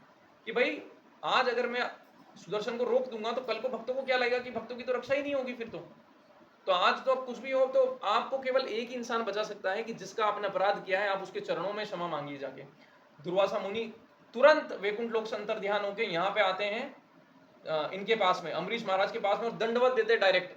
अमरीश महाराज को तो ये भी पता नहीं कि हुआ क्या, ये क्यों क्या हो रहा है, उनको कुछ समझ नहीं आ रहा है। और बोलते मुझे माफ करिए, सुदर्शन को बोलिए कि रुक जाए। तो वो बोलते उनको हड़बड़ा के ठीक है सुदर्शन जी रुक जाओ। जब अमरीश महाराज हाथ जोड़ते सुदर्शन को, तब फिर सुदर्शन अंतर ध्यान होते। तो इसको बोलते वैष्णव अपराध, यानी कि इंसान जो है किसी वैष्णव के प्रति अगर कुछ अपराध कर दे तो भक्त के प्रति अपराध, वैष्णव कौन होते हैं? जो विष्णु की पूजा करते हैं, विष्णु के भक्त होते हैं। जो कभी किसी वैष्णव के प्रति अपराध कर दे, अरे वो इंसान तो छोड़ो, उसकी पीढ़ियों को सफर करना पड़ता है उसके लिए। शास्त्रों में आता है कि जो भी हम जेनेटिक बीमारियां सुनते हैं, जैसे कि मतलब परिवार से चली आ रही शुगर की बीमारी हो गई, ब्लड प्रेशर की बीमारी हो गई, जेनेटिक बीमारियां, ये कहीं ना कहीं वैष्णव अपराधों का फल होता है, क्योंकि पीढ़ियों को, आपकी आने वाली 10-11 पीढ़ियों को उसको झेलना पड़ता है उस अपराध को। तो क्या होता है, इन बीमारियों के रूप में वो आपके आने वाले लोगों को भी मिलती है, जब तक कि फिर कोई उसका अपराध का प्रायश्चित ना करे, उसको कैसे कैसे ठीक ना करे। और वैष्णव अपराध का सबसे सिंपल प्रायश्चित होता है उसी वैष्णव से जाके क्षमा मांगो जिसके प्रति अपराध किया, क्योंकि हमने देख लिया भगवान विष्णु तक जब नहीं रोक सके सुदर्शन को, तो फिर तो कोई नहीं है उसी वैष्णव के प्रति जाके। तो वैष्णव जन बहुत, ऐसे देखा जाए तो बहुत दयालु हैं, वो कभी किसी का बुरा नहीं चाहते। लेकिन अगर अगर हम उनका अपमान करें, उनकी निंदा करें, उनको किसी तरीके से हर्ट करें, आजकल ये क्या ट्रेंड बन गया है, अरे बाबा आ रहे इसकी मजाक उड़ाओ, अरे बाबा आ रहे इसके ऊपर कॉमेडी करो। आप सोचिए कि क्या क्या हमारी दुर्गति करेंगे भगवान, हमारी तो छोड़ो, हमारे परिवार की जो आने वाले वंश, आने वाली जो पीढ़ियां हैं, कितनी दुर्गति होंगी। तो कभी अगर ऐसी अपराध गलती से भी हमसे पहले हो गया हो तो हमको माफी मांगनी चाहिए, भगवान से रोज माफी मांगनी चाहिए। उस वो वैष्णव अगर अभी जिंदा हो तो उससे जाके माफी मांगनी चाहिए कि ऐसा वैष्णव अपराध मुझसे हो गया, मैं अज्ञान था, मुझे कुछ पता नहीं था, मुझे इस अपराध से माफ करिए। तो इतना प्रेम करते हैं भगवान उस भक्त के लिए, इतना प्रेम करते हैं, उसको मांगने की भी जरूरत नहीं पड़ती कि मेरी रक्षा करो। भगवान तो सुदर्शन बेटे हैं हमेशा भक्तों की रक्षा करने के लिए, उनको कभी जरूरत नहीं पड़ती। तो लास्ट क्लास में हमने जैसे देखा था ना कि एक प्रश्न पूछा गया था कि भक्तों की रक्षा, क्या जितने लोग ये सब उल्टे सीधे काम हो रहे हैं इनमें कोई भक्त नहीं है? नहीं है। अगर कोई भक्त होता तो भगवान करते रक्षा, भगवान रक्षा करते, जरूर रक्षा करते हैं भगवान। तो हमेशा ये सारे एग्जाम्पल हैं किस लिए? यही तो कॉन्फिडेंस दिलाने के लिए कि भगवान रक्षा करते हैं।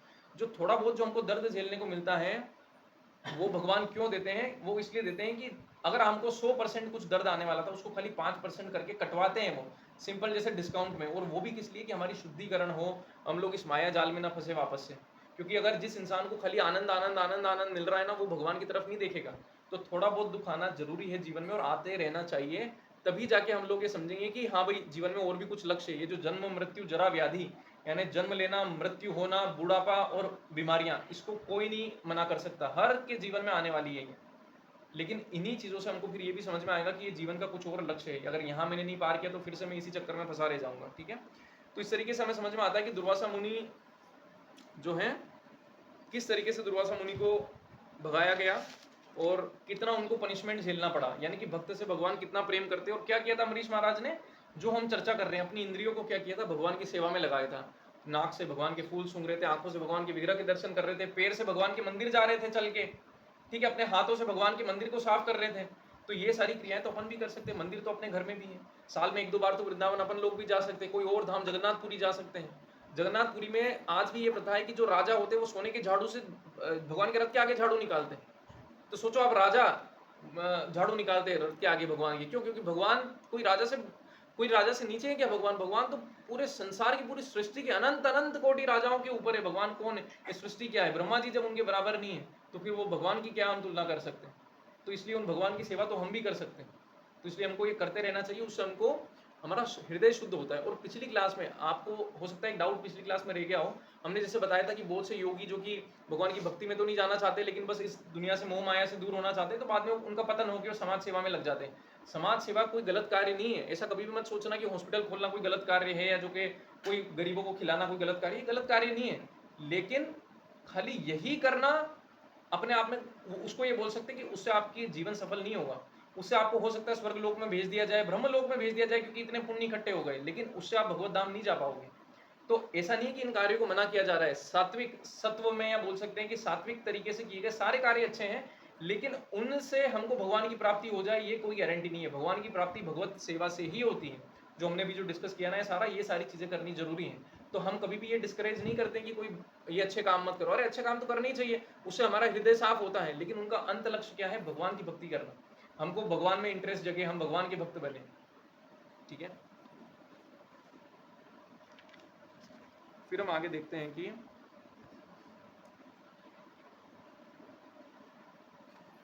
ओके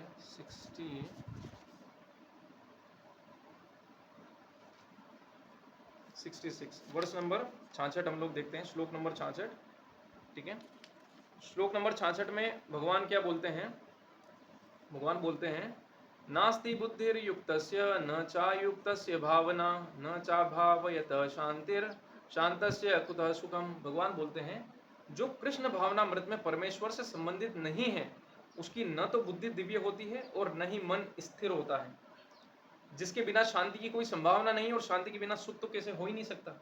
ठीक है, भगवान बोल रहे हैं शांति के बिना सुख हो भी कैसे सकता है। जो इंसान शांति नहीं है वो सुख कैसे रह पाएगा। तो हमको पहले तो ये देखना है कि जीवन में शांति है कि नहीं है हमारे। अगर शांति नहीं है तो सुख तो फिर भूल ही जाओ। ये जो इंद्रियों की तृप्ति है ये केवल उस समय थोड़ा सा सुख देती है, लेकिन वो परमानेंट नहीं हो पाता। क्यों? क्योंकि जीवन में शांति नहीं है। शांति कहाँ से आती है? भगवत भक्ति से आती है। जब हम कृष्ण भावना अमृत में रहते हैं, जब हमको कोई चिंता नहीं है, सब कुछ भगवान के ऊपर छोड़ रखा, क्योंकि हम भगवान की सेवा कर रहे हैं। ऐसा नहीं कि हम लोग आलसी हैं। आलसी आलसी बनना उद्देश्य नहीं है। ये आगे कर्म योग जो है भगवान इसमें बहुत क्लियरली बोलने वाले हैं कि कर्म योग का मतलब या जो भगवान की भक्ति का मतलब ये नहीं है कि हम निकम्मे बन जाएं और जो है संन्यास लेके कहीं बाहर भाग जाएं। अर्जुन भी तो छोड़ना चाहता था युद्ध, भगवान ने तो युद्ध कराया, बिकॉज वो उसका धर्म था उस समय पे। तो ये भी आगे हम देखने वाले किस तरीके से इसके तात्पर्य में बोलते हैं। तो इस श्लोक में प्रभुपाद जी बोलते हैं, अतः यदि कोई कृष्ण भावना भावित नहीं है तो उसके मन का कोई अंतिम लक्ष्य नहीं होता। मन की चंचलता का एकमात्र कारण अंतिम लक्ष्य का अभाव है। जब मनुष्य को यह पता चल जाता है कि कृष्ण ही भोक्ता, स्वामी तथा सबके मित्र हैं, तो स्थिर चित्त होकर शांति का अनुभव किया जा सकता है। अतएव जो कृष्ण से संबंध न रखकर कार्य में लगा रहता है वह निश्चित ही सदा दुखी और अशांत रहेगा, भले ही वह जीवन में शांति आध्यात्मिक उन्नति का कितना ही दिखावा क्यों न कर ले। पूजा पाठ करके बहुत सी बार हम लोग दिखावा कर लेते हैं, लेकिन हमारी पूजा पाठ सच में काम कर रही है कि नहीं कर रही है वो हमारी शांति से मतलब पता चलेगा। क्या हमारा चित्त शांत हो रहा है? क्या हम लोग शांति अनुभव कर रहे हैं? क्या हमारी इंद्रिय इच्छा मतलब इंद्रिय वासनाओं की जो इच्छाएं ये कम हो रही हैं? अगर ये हो रही है तो हम जो कर रहे हैं वो सही कर रहे हैं। अगर नहीं हो रही तो मतलब हम जो कर रहे हैं उसमें गड़बड़ी है, हम लोग सच्ची भक्ति नहीं कर रहे भगवान की। ठीक है, कृष्ण भावनामृत स्वयं प्रकट होने वाली शांतिमयी अवस्था है जिसकी प्राप्ति कृष्ण के संबंध से ही हो सकती है। अपने आप मतलब अवस्था प्रकट हो जाती है कोई सी भी स्थिति में हो, चाहे कोई सी भी आपकी आर्थिक परिस्थिति हो, कोई सी भी आपकी शारीरिक परिस्थिति हो, शरीर बीमार हो, स्वस्थ हो, आर्थिक परिस्थिति अच्छी हो, बुरी हो, कुछ फर्क नहीं पड़ता, अपने आप शांति आने लगती है। क्योंकि वो सब नहीं बोला भगवान ने कि इन सब से कुछ फर्क पड़ता। ठीक है, अब इसके बाद में हम अगला श्लोक देखते हैं, 69 श्लोक। ठीक है, 69वां श्लोक हम लोग देखते हैं जिसमें कि बोलते हैं कि भगवान बोलते हैं, या निशा सर्वभूतानां तस्यां जागर्ति संयमी, यस्यां जागृति भूतानि सा निशा पश्यतो मुने। जो सब जीवों के लिए रात्रि है वह आत्म संयमी के जागने का समय है। ठीक है, और जो समस्त जीवों के जागने का समय है वह आत्मनिरीक्षक मुनि के लिए रात्रि है। यानी कि जो ये संसार एक ऐसा बना हुआ है कि जो भक्त होते हैं ना उनके ऑपोजिट जो भी काम कर रहा है, जो भी उनका उल्टा काम कर रहा है वो सब माया में फंसे हुए हैं, और माया वाले जो काम कर रहे हैं उनके उल्टे में जो काम कर रहे हैं वो सब भक्त हैं।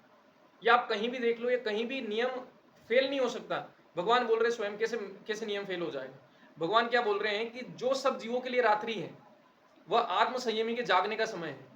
भक्त कब उठ जाते हैं? 4 बजे उठ जाते हैं, कोई कोई तो 3 बजे उठ जाते हैं। वृंदावन में जाइए रात की 2 बजे ही रोड भर जाते हैं पूरे पूरे। तो मतलब जो लोगों के सोने का समय है, जो भौतिकतावादी लोग रात की 2 बजे सोते हैं, एक समय पे मैं भी सोता था रात की 2 बजे 3 बजे, तो जो रात की 2 बजे 3 बजे लोगों का सोने का समय है बहुत सारों का, उस समय तो भक्त उठ जाते हैं। तो वो बोल रहे हैं कि जब उनके सोने का समय तब तो ये तो जाग जाते हैं भक्त तो।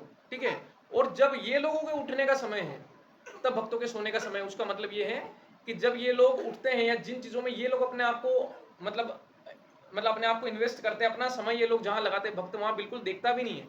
जो चीज ये लोग करेंगे वो भक्त करेगा ही नहीं किसी भी हालत में, क्योंकि उसको पता है कि ये लोग तो सब गलत ही काम कर रहे हैं। ये लोग जो कर रहे हैं वो तो अधिकतर कहीं ना कहीं गलत ही हो रहा है। अगर कोई दान दक्षिणा भी कर रहा है तो अंदर ही अंदर क्या इच्छा है, अरे मेरा नाम लिखाएगा वहां पे, अरे 10 लोग देख रहे हैं मुझे, मैं देखो ये 100 का नोट दे रहा हूँ इस गरीब आदमी को, कितने लोग देख रहे हैं। तो भक्त कभी भी ऐसी चीज़ा न तो उसमें जाता है, ना ऐसी कोई इच्छाएं करता है। तो वो क्या करता है, विपरीत होता है। जब भक्त की दिन है तो भौतिकतावादियों की रात है, जब भौतिकतावादियों की रात है तो भक्त का दिन है। मतलब वो उल्टा ही चलता है। इस दुनिया में केवल 1% के लगभग आप बोल सकते हो, केवल 1% भक्त हैं। जो हमारी ऑलमोस्ट 800 करोड़ की जो जनसंख्या है उसमें 1% कितना कम होता है। एक कितना कम, कितनी कम संख्या है, 1% से भी कम होंगे, पर हम फिर भी 1% का अनुमान लगा रहे हैं कि बस इतने ही लोग भक्त हैं। तो इसीलिए हम देखते हैं ना कि हमारे आसपास तो यार सब तो ये कर रहे हैं। अरे सब तो क्या, तो 99% लोग तो गलत करेंगे ही सही। आप अपनी इच्छा अगर रखेंगे 1% को ढूंढने की कि कौन भक्त है, उसको देखो वो क्या कर रहा है, 100% वो आदमी अच्छा काम कर रहा होगा, 100% वो आदमी कुछ अच्छा ही कर रहा होगा। क्यों कर रहा होगा? क्योंकि उसको पता है वो दुनियादारी से उसको फर्क नहीं पड़ता दुनिया क्या कर रही है। उसको तो पता ही है कि सारा दुनिया जो है ये तो नरक में ही जाने वाली है। ये जो सारी दुनिया है इसका अंतिम स्थान क्या है? ये इतने पाप कर रहे हैं, इतने जीवों की हत्या कर रहे हैं, भगवान की पूजा नहीं कर रहे हैं, ये नहीं कर रहे हैं, वो कर रहे हैं, फिर त्राहिमाम त्राहिमाम हो रहा है, बारिश नहीं हो रही तो चिल्ला चोट कर रहे हैं लोग, ये कर रहे हैं। अरे शास्त्रों में बहुत सिंपल सा दिया हुआ है कि आप भगवान का संकीर्तन करो, बारिश आएगी। इनफैक्ट यहाँ की जो इस्कॉन हैदराबाद का जो मंदिर है उसकी तक कहानी तक यहाँ से शुरू होती है कि भक्तों को जब बोला गया हैदराबाद में जाके प्रचार करो, भगवान की भक्ति का प्रचार करो, तो भक्तों ने बोला कि वहां तो लोग इतने परेशान है, 3 साल से बारिश नहीं आई, एक बूंद पानी का नहीं आया, कैसे वो लोग भक्ति करें? जब बारिश ही नहीं आ रही तो क्या आदमी कमाएगा, क्या खाएगा, क्या? लोग तो त्राहिमाम कर रहे हैं वहां पे। तो प्रभुपाद जी ने बोला कि क्या बड़ी बात है, संकीर्तन कर लो। तो उन्होंने ऐलान किया भक्तों ने कि संकीर्तन होगा अब यहाँ पे। कहाँ पे संकीर्तन? मतलब जो नगर में संकीर्तन निकलता है ना, 3 साल से बारिश नहीं हुई थी हैदराबाद में। प्रभुपाद जी के आदेश पे मुझे एग्जैक्टली ये कंफर्म नहीं कि प्रभुपाद जी भी गए थे या नहीं गए थे, लेकिन उन्होंने ये संकीर्तन हुआ था वहां पे जिसमें हजारों लोगों ने पार्टिसिपेट किया। हजारों लोग उस भगवान के संकीर्तन में, मतलब कि भगवान के नाम जप की कीर्तन में आए। और जब उन्होंने वो संकीर्तन पूरे हैदराबाद में किया, दूसरे तीसरे दिन इतनी बारिश हुई, इतनी बारिश हुई, इतनी बारिश हुई कि हैदराबाद वालों का दिल मतलब चेंज हो गया भगवान के प्रति, और इतना पैसा दिया कि हैदराबाद का इस्कॉन मंदिर खड़ा हो गया। तो ये चीजें कोई जादू नहीं है, ये हमको जादू नहीं समझना चाहिए कि जादू, ये वेदों की वाणी है, ये वेदों में लिखा हुआ है कि जब आप जो है अपने ये जो देवता हैं जो सब कुछ कंट्रोल करते हैं, आप जब तक इनका कर्जा नहीं चुकाते हो ये आपको परेशान रखेंगे। तो इनका कर्जा कैसे चुकता है? या तो परम भगवान श्री कृष्ण विष्णु की पूजा करो, अगर आप नहीं करते हो तो फिर एक एक देवता की, सूर्य की, इंद्र की, चंद्र की, सबकी पूजा करते फिरो। तो इससे तो बढ़िया है कि हम एक भगवान परम का कीर्तन कर ले, उनकी सेवा कर ले, अपने आप बारिश होगी। कोई डाउट की बात थोड़ी कि बारिश नहीं होगी, बिल्कुल होगी, ये तो शास्त्रों में लिखा हुआ है। तो प्रभुपाद जी ने तो बस शास्त्रों की बात बोली, कोई जादूगिरी है, कोई जादू टोना दिखाने की जरूरत नहीं है। जहां भी बारिश नहीं हो रही, यही कारण है कि हम लोग जो है गलत काम भी कर रहे हैं और भगवान को कुछ अर्पण भी नहीं कर रहे हैं, यज्ञ भी नहीं कर रहे हैं। और इस कलयुग का सबसे बड़ा यज्ञ क्या होता है? नाम जप ही सबसे बड़ा यज्ञ है। तो अगर जहां नाम जप और सब कुछ ये सब होंगे, वहां कभी ऐसी चीजें होनी की ही नहीं है। वहां पे आप संकीर्तन करो, अगर ऐसा लग रहा है आपको कि यार यहाँ पे बहुत पापी लोग रहते हैं, हमारे यहाँ बारिश नहीं हो रही इन पापी लोगों की वजह से, चलो संकीर्तन करते हैं। इनफेक्ट अगर कल की किसी ने कथा सुनी हो तो वो भी कथा इसी तरीके से थी, एकादशी कथा, कि वहां पे 3 साल से बारिश नहीं हुई थी क्योंकि वहां पे एक पापी आदमी जो था वो ये जो धर्म वगैरह के अनुष्ठान कर रहा था। तो ये कल की एकादशी कथा में था। चलिए हम आगे बढ़ते हैं। तो फिर तो 2 क्लासेस ऑफ मैन होते हैं, मतलब 2 तरीके के लोग होते हैं। एक तो जो कि आत्मनिरीक्षक होकर, मतलब वो भगवान की प्राप्ति के लिए लगा हुआ है, और दूसरा कौन सा होता है जो कि इंद्रियों की तृप्ति में लगा हुआ है, जो बस इंद्रियों से उसको कोई मतलब नहीं है। ठीक है, तो इसको आत्मसंयमी बोला, जो कि सेल्फ कंट्रोल्ड, आत्मसंयमी, खुद के ऊपर नियंत्रण करने वाला। और दूसरा कौन सा हो गया? दूसरा हो गया जो कि भोगी इंसान, बस उसको तो भोग करने की मतलब है और कुछ मतलब नहीं उसको जीवन में। ठीक है, तो प्रभुपाद जी तात्पर्य में लिखते हैं, बुद्धिमान मनुष्यों की 2 श्रेणियां हैं। एक श्रेणी जो मनुष्य इंद्रिय तृप्ति के लिए भौतिक कार्य करने में निपुण होते हैं, और दूसरी श्रेणी के मनुष्य जो आत्मनिरीक्षक हैं, जो आत्म साक्षात्कार के अनुशीलन के लिए जागते हैं। विचारवान पुरुषों या आत्मनिरीक्षक मुनि के कार्य भौतिकता में लीन पुरुषों के लिए रात्रि के समान है। अरे क्या टाइम खराब करता रहता है, कोई उम्र है क्या भगवान भक्ति करने की, नाम जप करता रहता है? अरे 2 घंटे और काम कर, अभी 2-5-10 हजार रुपये ज्यादा कमाएगा दिन के, ऐसा बोलते हैं लोग। पर वो समझ नहीं रहे कि वो जो कर रहे हैं वो सही है या गलत है, ये भी पता नहीं कर रहे हैं कि हमारे जीवन का अंतिम लक्ष्य हमको मिलेगा कि नहीं मिलेगा। अरे हर कर सकते हो ना आप तो फिर 24 घंटे काम करो, फिर तो रात में सो भी 4 घंटे, क्यों आप काम नहीं कर रहे हो? काम ही करते रहो दिन भर, फिर तो इंद्रिय भोग भी क्यों करना है? काम करो, पैसे पैसे कमाते रहो। अरे समझो कि भगवान का ये जो जीवन है ये नष्ट हो जाएगा। हमारे करोड़ों रुपए कमाए हुए देकर भी 1 सेकंड भी खरीदा नहीं जा सकता। यमराज से जब वो लेने आएंगे हमको, 1 सेकंड भी नहीं खरीदा जा सकता। जो समय है उसी क्षण उसी सेकंड पे हमको शरीर छोड़ के जाना पड़ेगा। तो फिर ये पैसा ये क्या क्या मदद कर देगा? अभी ये हमारी मदद कर रहा है, लेकिन कब तक कर पाएगा? और अभी भी ये हमको ऐसा नहीं बहुत खुश रख पा रहा है। पैसा कमाना जरूरी है, और भगवान आगे बोलेंगे भी सही कि किस तरीके। ऐसा नहीं सोच लेना कि बस छोड़ छुड़ा के मैं तो नाम जप करूंगा और बस मेरा कल्याण हो जाएगा, ये भी गलत है। जब तक आदमी की अवस्था वो नहीं पहुंच जाती कि वो केवल 24 घंटे भगवान में लीन रह सके, संन्यास लेना अलाउड नहीं है। संन्यास लेना हमारे शास्त्रों में केवल उनको अलाउड है जो इंसान ऑलरेडी उस स्थिति में चला गया कि वो 24 घंटे भगवान के अलावा कुछ है ही नहीं उसके दिमाग में। उस इंसान को संन्यास लेना अलाउड है, लेकिन दूसरों को अलाउड नहीं है। ऐसा नहीं कि कोई आदमी के हाँ यार भैया तो बढ़िया बात सुन लिया, अरे तो माला जब करो, बढ़िया काम है, मेरे को काम करना इसे भी पसंद नहीं है, चलो सब छोड़ छाड़ के चलता हूँ। नहीं, वो अपना पतन हो जाएगा, हम लोग आलसी हो जाएंगे, हमारा पतन हो जाएगा। वो कर्मयोग की जो बात आएगी अगले तीसरे चैप्टर में, यही चर्चा करी जाने वाली है उसके अंदर में। ठीक है, तो इसमें हम लोग 70वें श्लोक में देखते हैं। ये एक बहुत काफी फेमस श्लोक है, आप बहुत सारी कथाओं में आपने सुना होगा, अगर आपने भगवत गीता की पहले कथाएं सुनी है तो। आपूर्यमाणम अचल प्रतिष्ठम समुद्रमापम प्रविशन्ति यद्वत् कामायं प्रविशन्ति सर्वे स शान्तिमाप्नोति न काम कावी। कामी 70वां श्लोक है। भगवान क्या बोल रहे हैं अर्जुन से, जो पुरुष समुद्र में निरंतर प्रवेश करती रहने वाली नदियों के समान इच्छाओं के निरंतर प्रवाह से विचलित नहीं होता और जो सदैव स्थिर रहता है वही शांति प्राप्त कर सकता है, वह नहीं जो इसी इच्छाओं को तुष्ट करने की चेष्टा करने लग जाता है।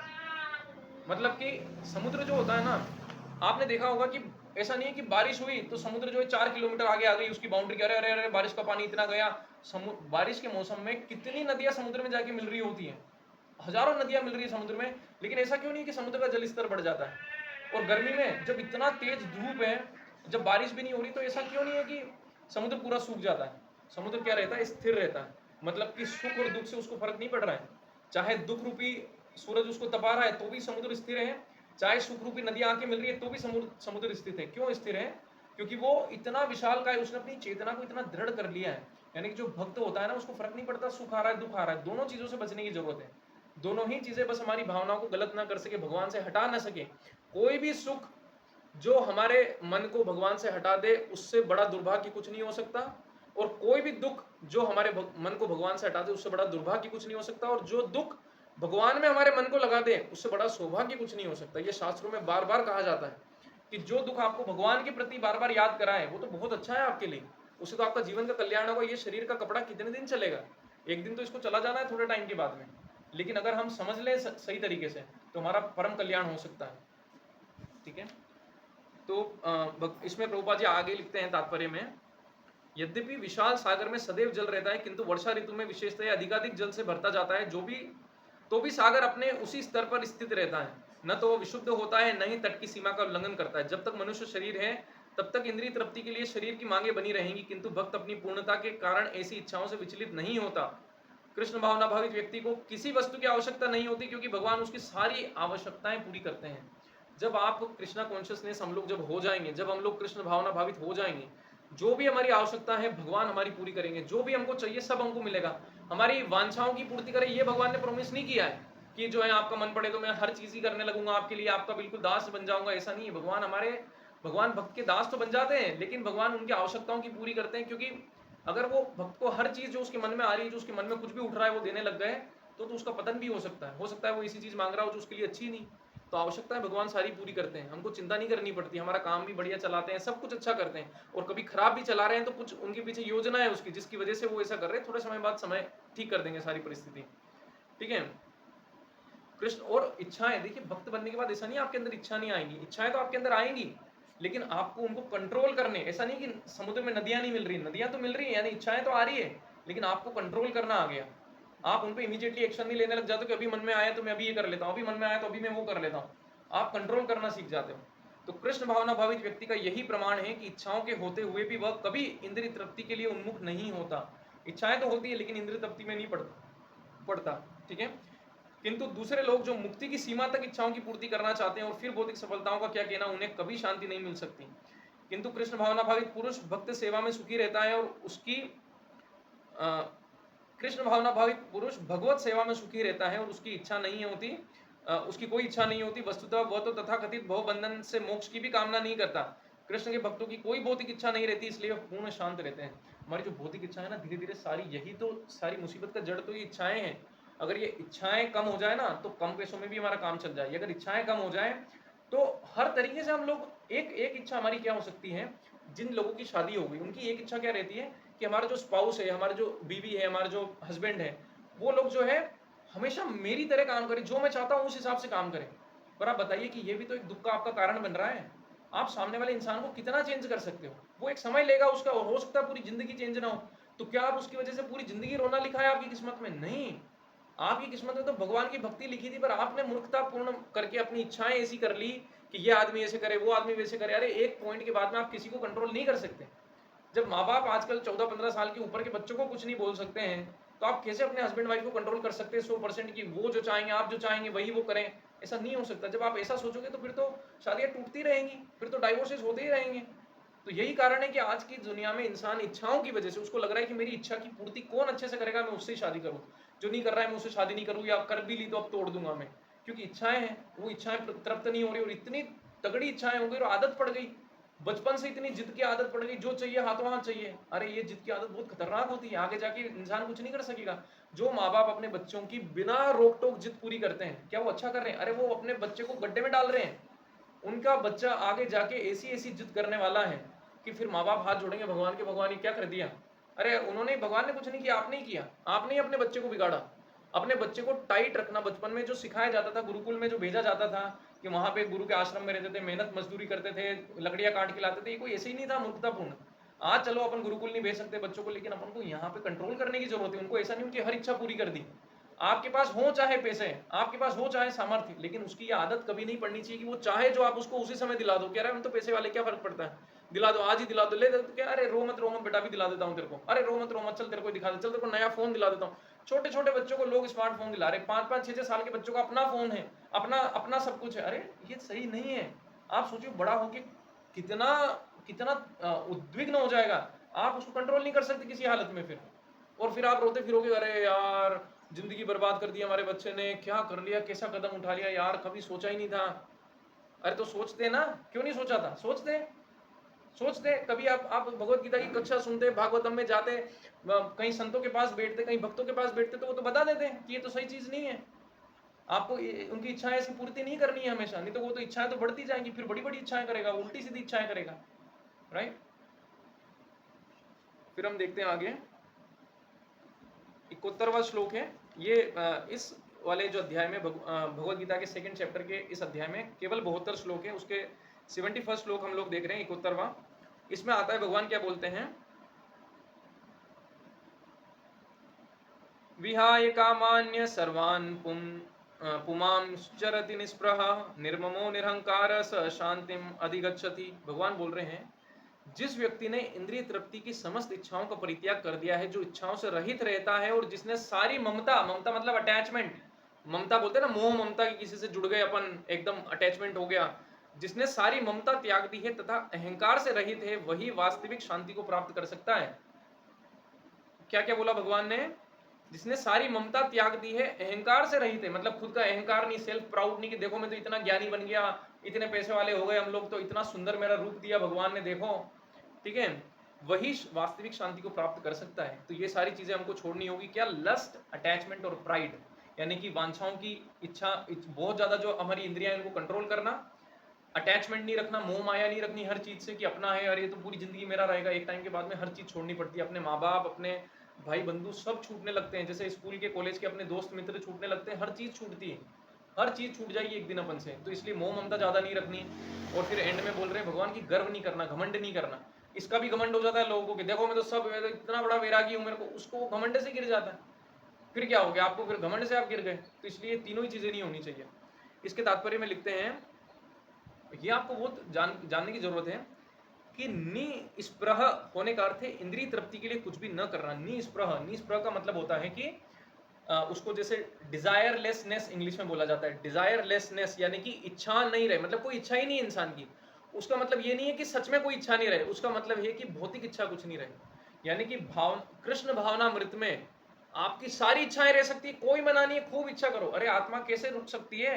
आत्मा तो वो चीज है जो रुक जाए तो शरीर को मृत घोषित कर दिया जाता है। अगर आत्मा शरीर को छोड़ के चली जाए तो मृत हो जाता है शरीर। तो हम तो रुक सकते ही नहीं है, किसी भी तरीके से हम लोग नहीं रुक सकते। तो जिसलिए जैसे हमने पहले देखा था कि सांप के दांत तोड़ने, तो सांप को ही नहीं मार देना है, फिर हम नाच कैसे दिखाएंगे उसका।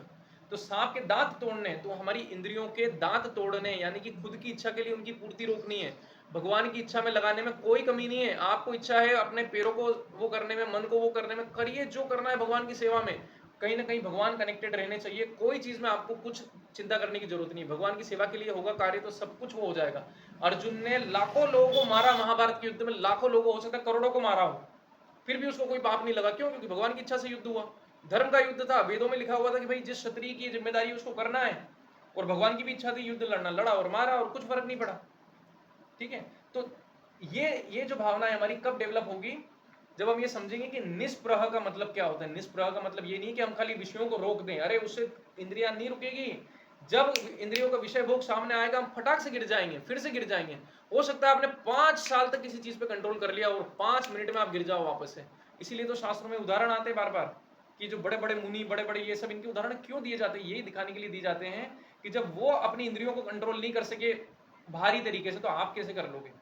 आपको भी क्या करना पड़ेगा? क्या करना पड़ेगा? भगवान की भक्ति में लगना पड़ेगा, नहीं तो इंद्रियों को कोई कंट्रोल नहीं कर सकता। एक दिन ये इंद्रियां जला देगी हमको, हमारा शरीर पूरा मतलब पूरा खत्म कर देगी। जो आदमी ड्रिंकिंग शुरू करता है, वो कैसे शुरू होती है ड्रिंकिंग उसकी? पहले वो कहीं ऑफिस में पार्टी वार्टी में जाता है, बोलता है अरे नहीं नहीं नहीं मैं लूंगा, अरे चल बस एक घुट चरा से एक घुट चखता है, फिर बोलता है अरे पिछली बार भी तो एक घुट लिया था, छोटा सा एक शॉट हो जाए, एक शॉट हो जाए, चलो ठीक है एक शॉट हो जाए। कब वो आदमी धीरे धीरे बढ़ता बढ़ता बढ़ता बढ़ता अपने घर के बर्तन तक बेचने लग जाता है। उसके घर में उसकी वाइफ जो शादी करके आई है वो परेशान है, बच्चे परेशान है, कोई फ्यूचर नहीं उसका, बस वो पड़ा हुआ है दारू पी के। आप बताइए कि ये अवस्था तक इंसान कहाँ से पहुंचा?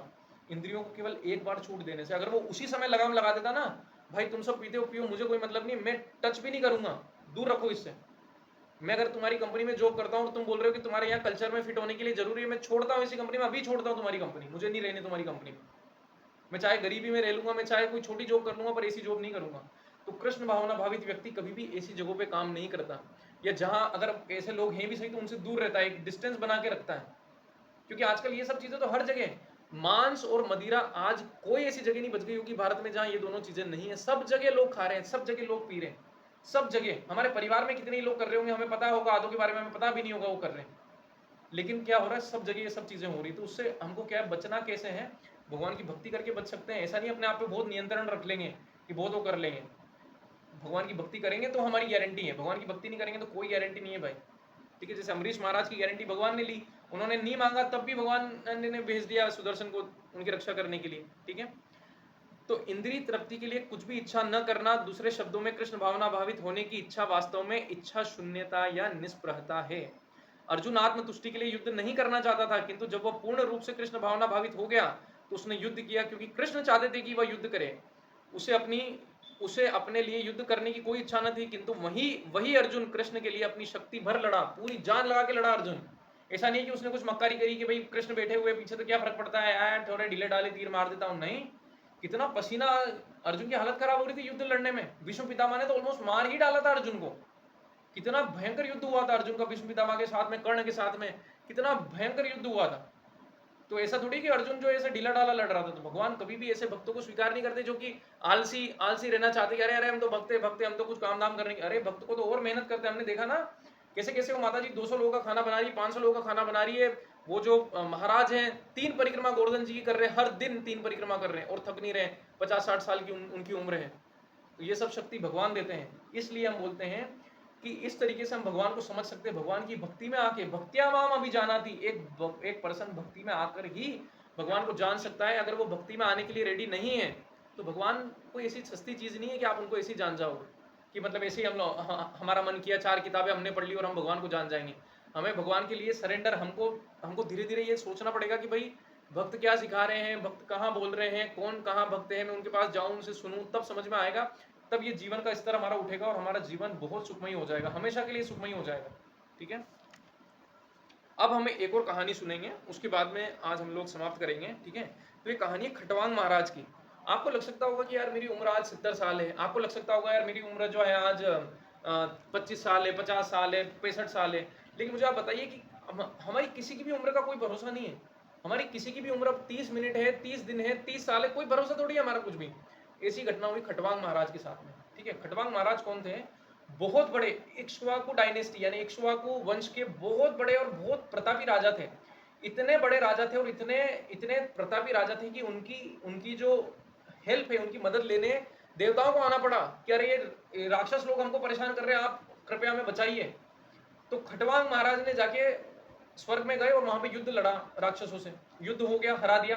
देवता लोग प्रसन्न हुए। देवता प्रसन्न होकर क्या बोलते हैं? वरदान मांगो। बोला वरदान मांगो। तो क्योंकि खटवांग महाराज की कोई इच्छा नहीं थी, खुद की पर्सनल कोई इच्छा नहीं थी, वो तो खुद महाराज थे। उन्होंने पता है क्या पूछा? उन्होंने बोला कि मेरी बस एक इच्छा है, आप लोग मुझे बस ये बता दीजिए मेरे पास जीवन में कितना समय श्रेष्ठ मतलब बचा हुआ है। तो वो बोलते आपके पास एक पहर बचा हुआ है। एक पहर, एक पहर किसको बोलते हैं? कौन जानता है एक पहर कितना? हाँ, एक पहर कितना हो? 3-4 घंटा नहीं नहीं, एक पहर का मतलब होता है 48 मिनट। 48 मिनट, मात्र 48 मिनट उन्होंने पूरा युद्ध लड़ा देवताओं के लिए, उसमें अपना समय दिया। और अब उनको देवता बोल रहे खाली 48 मिनट बचे जीवन के। आपको पता है उन्होंने क्या किया? एक शब्द भी आगे नहीं बोला, प्रणाम किया देवताओं को, गायब हुए वहां से, यहाँ पे आए वापस अपने यहाँ पे लोक में, सब त्याग दिया, सारा राजपाट सब त्याग दिया और क्या बोले, कृष्ण के ध्यान में बैठ गए, सब खत्म। मतलब इमीडिएट एक चुटकी में, उनको पता 48 मिनट बचे हैं, एक चुटकी में भगवान का ध्यान लगाने लगे, 48 मिनट के अंदर भगवत प्राप्ति, रिकॉर्ड है आज तक का, 48 मिनट में भगवत प्राप्ति करने वाला खटवांग महाराज 48 मिनट में भगवत धाम चले गए। यानी कि अगर हम में से किसी को पता चल जाए कि मेरे आखिरी के 30 मिनट बचे, आखिरी का 1 घंटा बचा, अरे सब भूल जाओ, सब भूल जाओ, कोई मतलब नहीं मुझे दुनियादारी। 48 मिनट में रिकॉर्ड कायम किया उन्होंने भगवत धाम प्राप्ति का। तो भगवत प्राप्ति हो सकता है हमको 48 मिनट में हो जाए, या हो सकता है हमको 48 साल में भी ना हो, या हो सकता है 48 जन्म में भी ना हो। राम भगवान का वंशज था। तो हाँ, इक्ष्वाकु डायनेस्टी से। तो ये सब कहाँ से आता है? ये सब इस बात से होती है कि भगवान की पोटेंसी इतनी ज्यादा है कि केवल भावना को चेंज करने की जरूरत है। इसीलिए हम बहुत से ऐसे संतों के बारे में सुनते कि एक बार नारद मुनि मिले और चेंज हो गए, एक बार नारद। अरे नारद मुनि तो दुर्योधन की सभा में भी गए होंगे, नारद मुनि तो और भी पता नहीं कितनों से मिले होंगे, तो सब तो नहीं चेंज हुए, लेकिन जिसको होना था ना वो एक बार में ही चेंज हो गया। 1 सेकंड में उसने अपना मन बदल लिया कि नहीं मैं तो अब आज से सब छोड़ रहा हूँ। तो भगवत प्राप्ति कोई बहुत मुश्किल चीज नहीं है, और ऐसे देखा जाए तो भगवत प्राप्ति अत्यंत कठिन है। और वही भगवत प्राप्ति 48 मिनट में हो सकती है, 30 मिनट में, 48 सेकंड में हो सकती है, मृत्यु के आखिरी क्षण में। भगवान बोलते हैं अंत काले च मामेव स्मरण मुक्त्वा कलेवरम यह प्रयाति समद्भावम याति नाति यत्र संशय। अंत काल में जिस इंसान ने मेरा स्मरण कर लिया वो मेरे ही धाम आएगा, उसमें कोई संशय करने की जरूरत नहीं, चाहे उसने कितने पाप किए हो पूरे जीवन काल में। वो अंत काल में भगवान का स्मरण हो, उसकी ही ट्रेनिंग चल रही है नाम जप। बार बार जब हम हरे कृष्ण कृष्ण कृष्ण हरे हरे, हरे राम राम राम हरे हरे, हरे कृष्ण कृष्ण कृष्ण हरे हरे, हरे राम राम हरे हरे, ये जो माला कर रहे हैं हम लोग दिन में 2 घंटे, 1 घंटे 30 मिनट 15 मिनट, इसका समय बढ़ा रहे हैं। बाद में आप देखोगे ना, चलते फिरते भी मुंह पे मंत्र चलने लगेगा, मुंह पे बार बार भगवान का हरे कृष्णा नाम से आते जाते चलने लगेगा। वो क्या है, अपन धीरे धीरे उस भावना में जा रहे हैं कि गलती से जब कभी मेरे सिर पे पत्थर गिरे तो ओ माँ बोलने की जगह क्या निकला, हरे कृष्ण, तो बस हमारी मुक्ति हो गई। उसी समय हम भगवान नाम चलेगा, कि हमारी ऐसी आदत पड़ जाए कि भगवान ही याद आए अंत समय में, और धीरे धीरे उसको बढ़ाते जाना है। इसी को बोलते हैं कृष्ण भावना अमृत, कि भगवान की भावना में हम लगातार लगातार लगातार लगे रहें कि अंत समय में भी याद कर सके। That is the perfection of human life.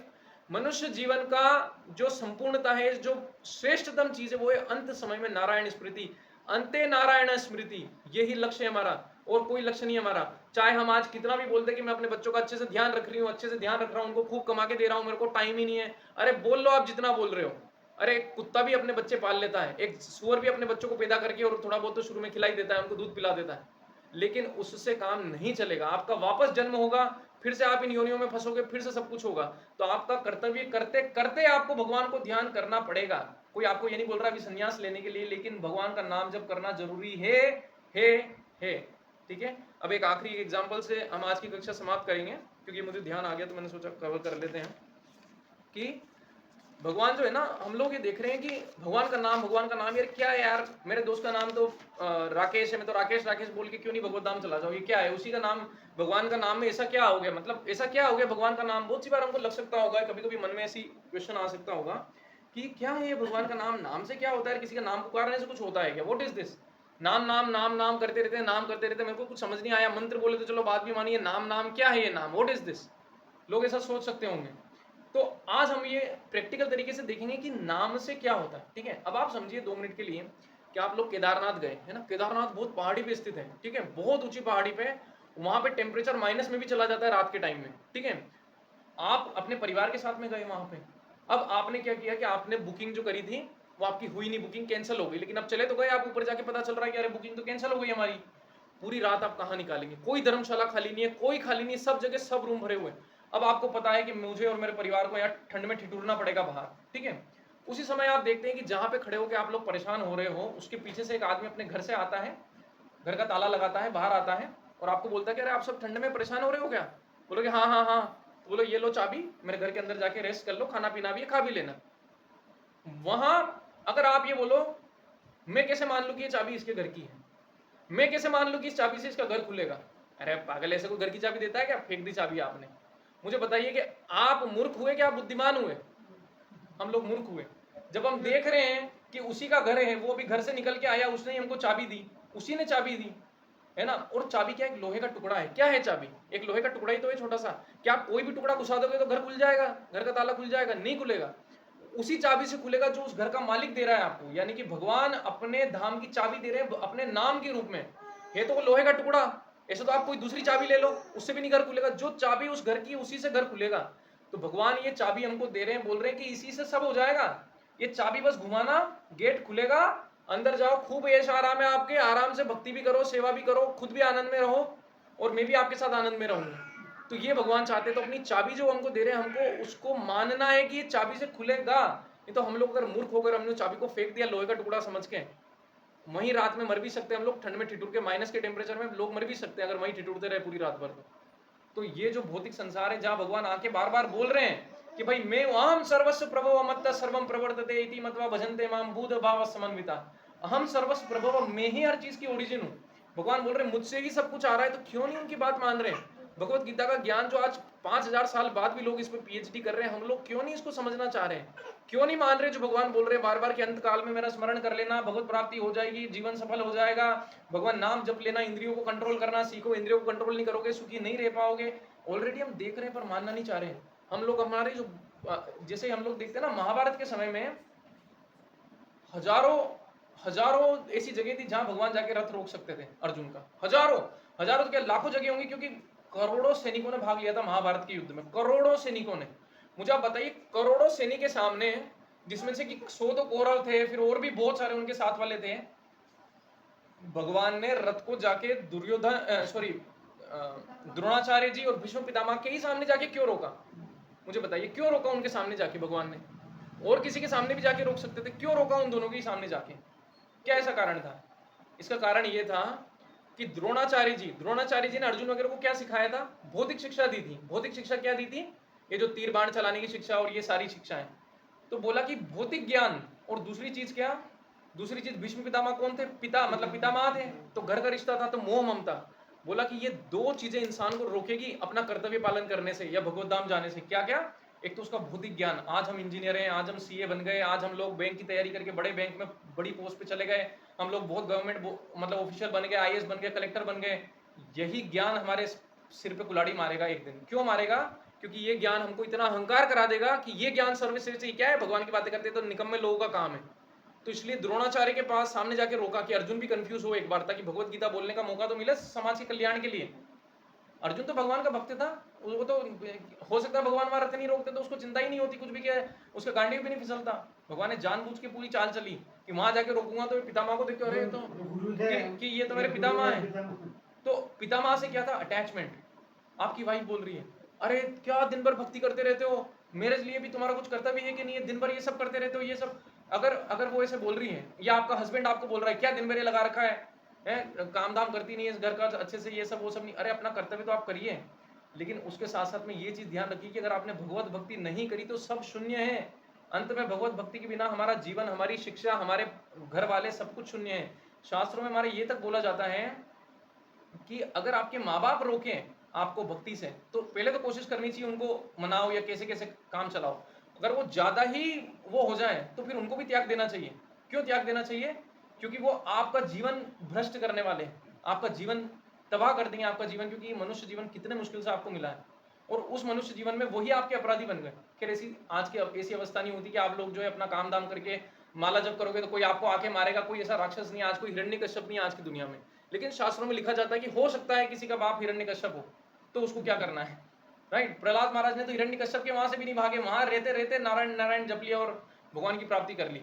तो भगवत धाम की जो चाबी है, ये चाबी भगवान का नाम है, और भगवान का नाम जब हम लोग जपेंगे, हर क्लास के अंत में हम इसीलिए चर्चा करते हैं, ये जप लो। ये कक्षा का पूर्ण उद्देश्य, ये जो 1.5-2 घंटे की कक्षा है, इसका केवल एक ही उद्देश्य है, भगवान के नाम में हमारी आस्था जगे, भगवान के नाम को हम लेना शुरू करें और आस्था से ले। पता है कि ये चाबी उसी इंसान ने दी है जिसका एक घर है, और मैं जब इसको लूंगा तो घर खुलेगा, मैं जब इस चाबी को इस्तेमाल करूंगा तो घर खुलेगा, मैं खुद भी खुश रहूंगा, मेरे परिवार वाले भी खुश रहेंगे, मेरे बच्चे भी खुश रहेंगे, सब कोई खुश रहेंगे, और अंत में जाके आपको भगवान की स्मृति हो जाएगी। तो खटवांग महाराज की तरह हम लोग भी जीवन को सफल करेंगे। ठीक है, अब 3 बार हरे कृष्ण महामंत्र बोल के हम आज की कक्षा यहीं समाप्त करेंगे। अगर आप में से किसी का कोई प्रश्न हो तो हम लोग एक ले सकते हैं। हाँ,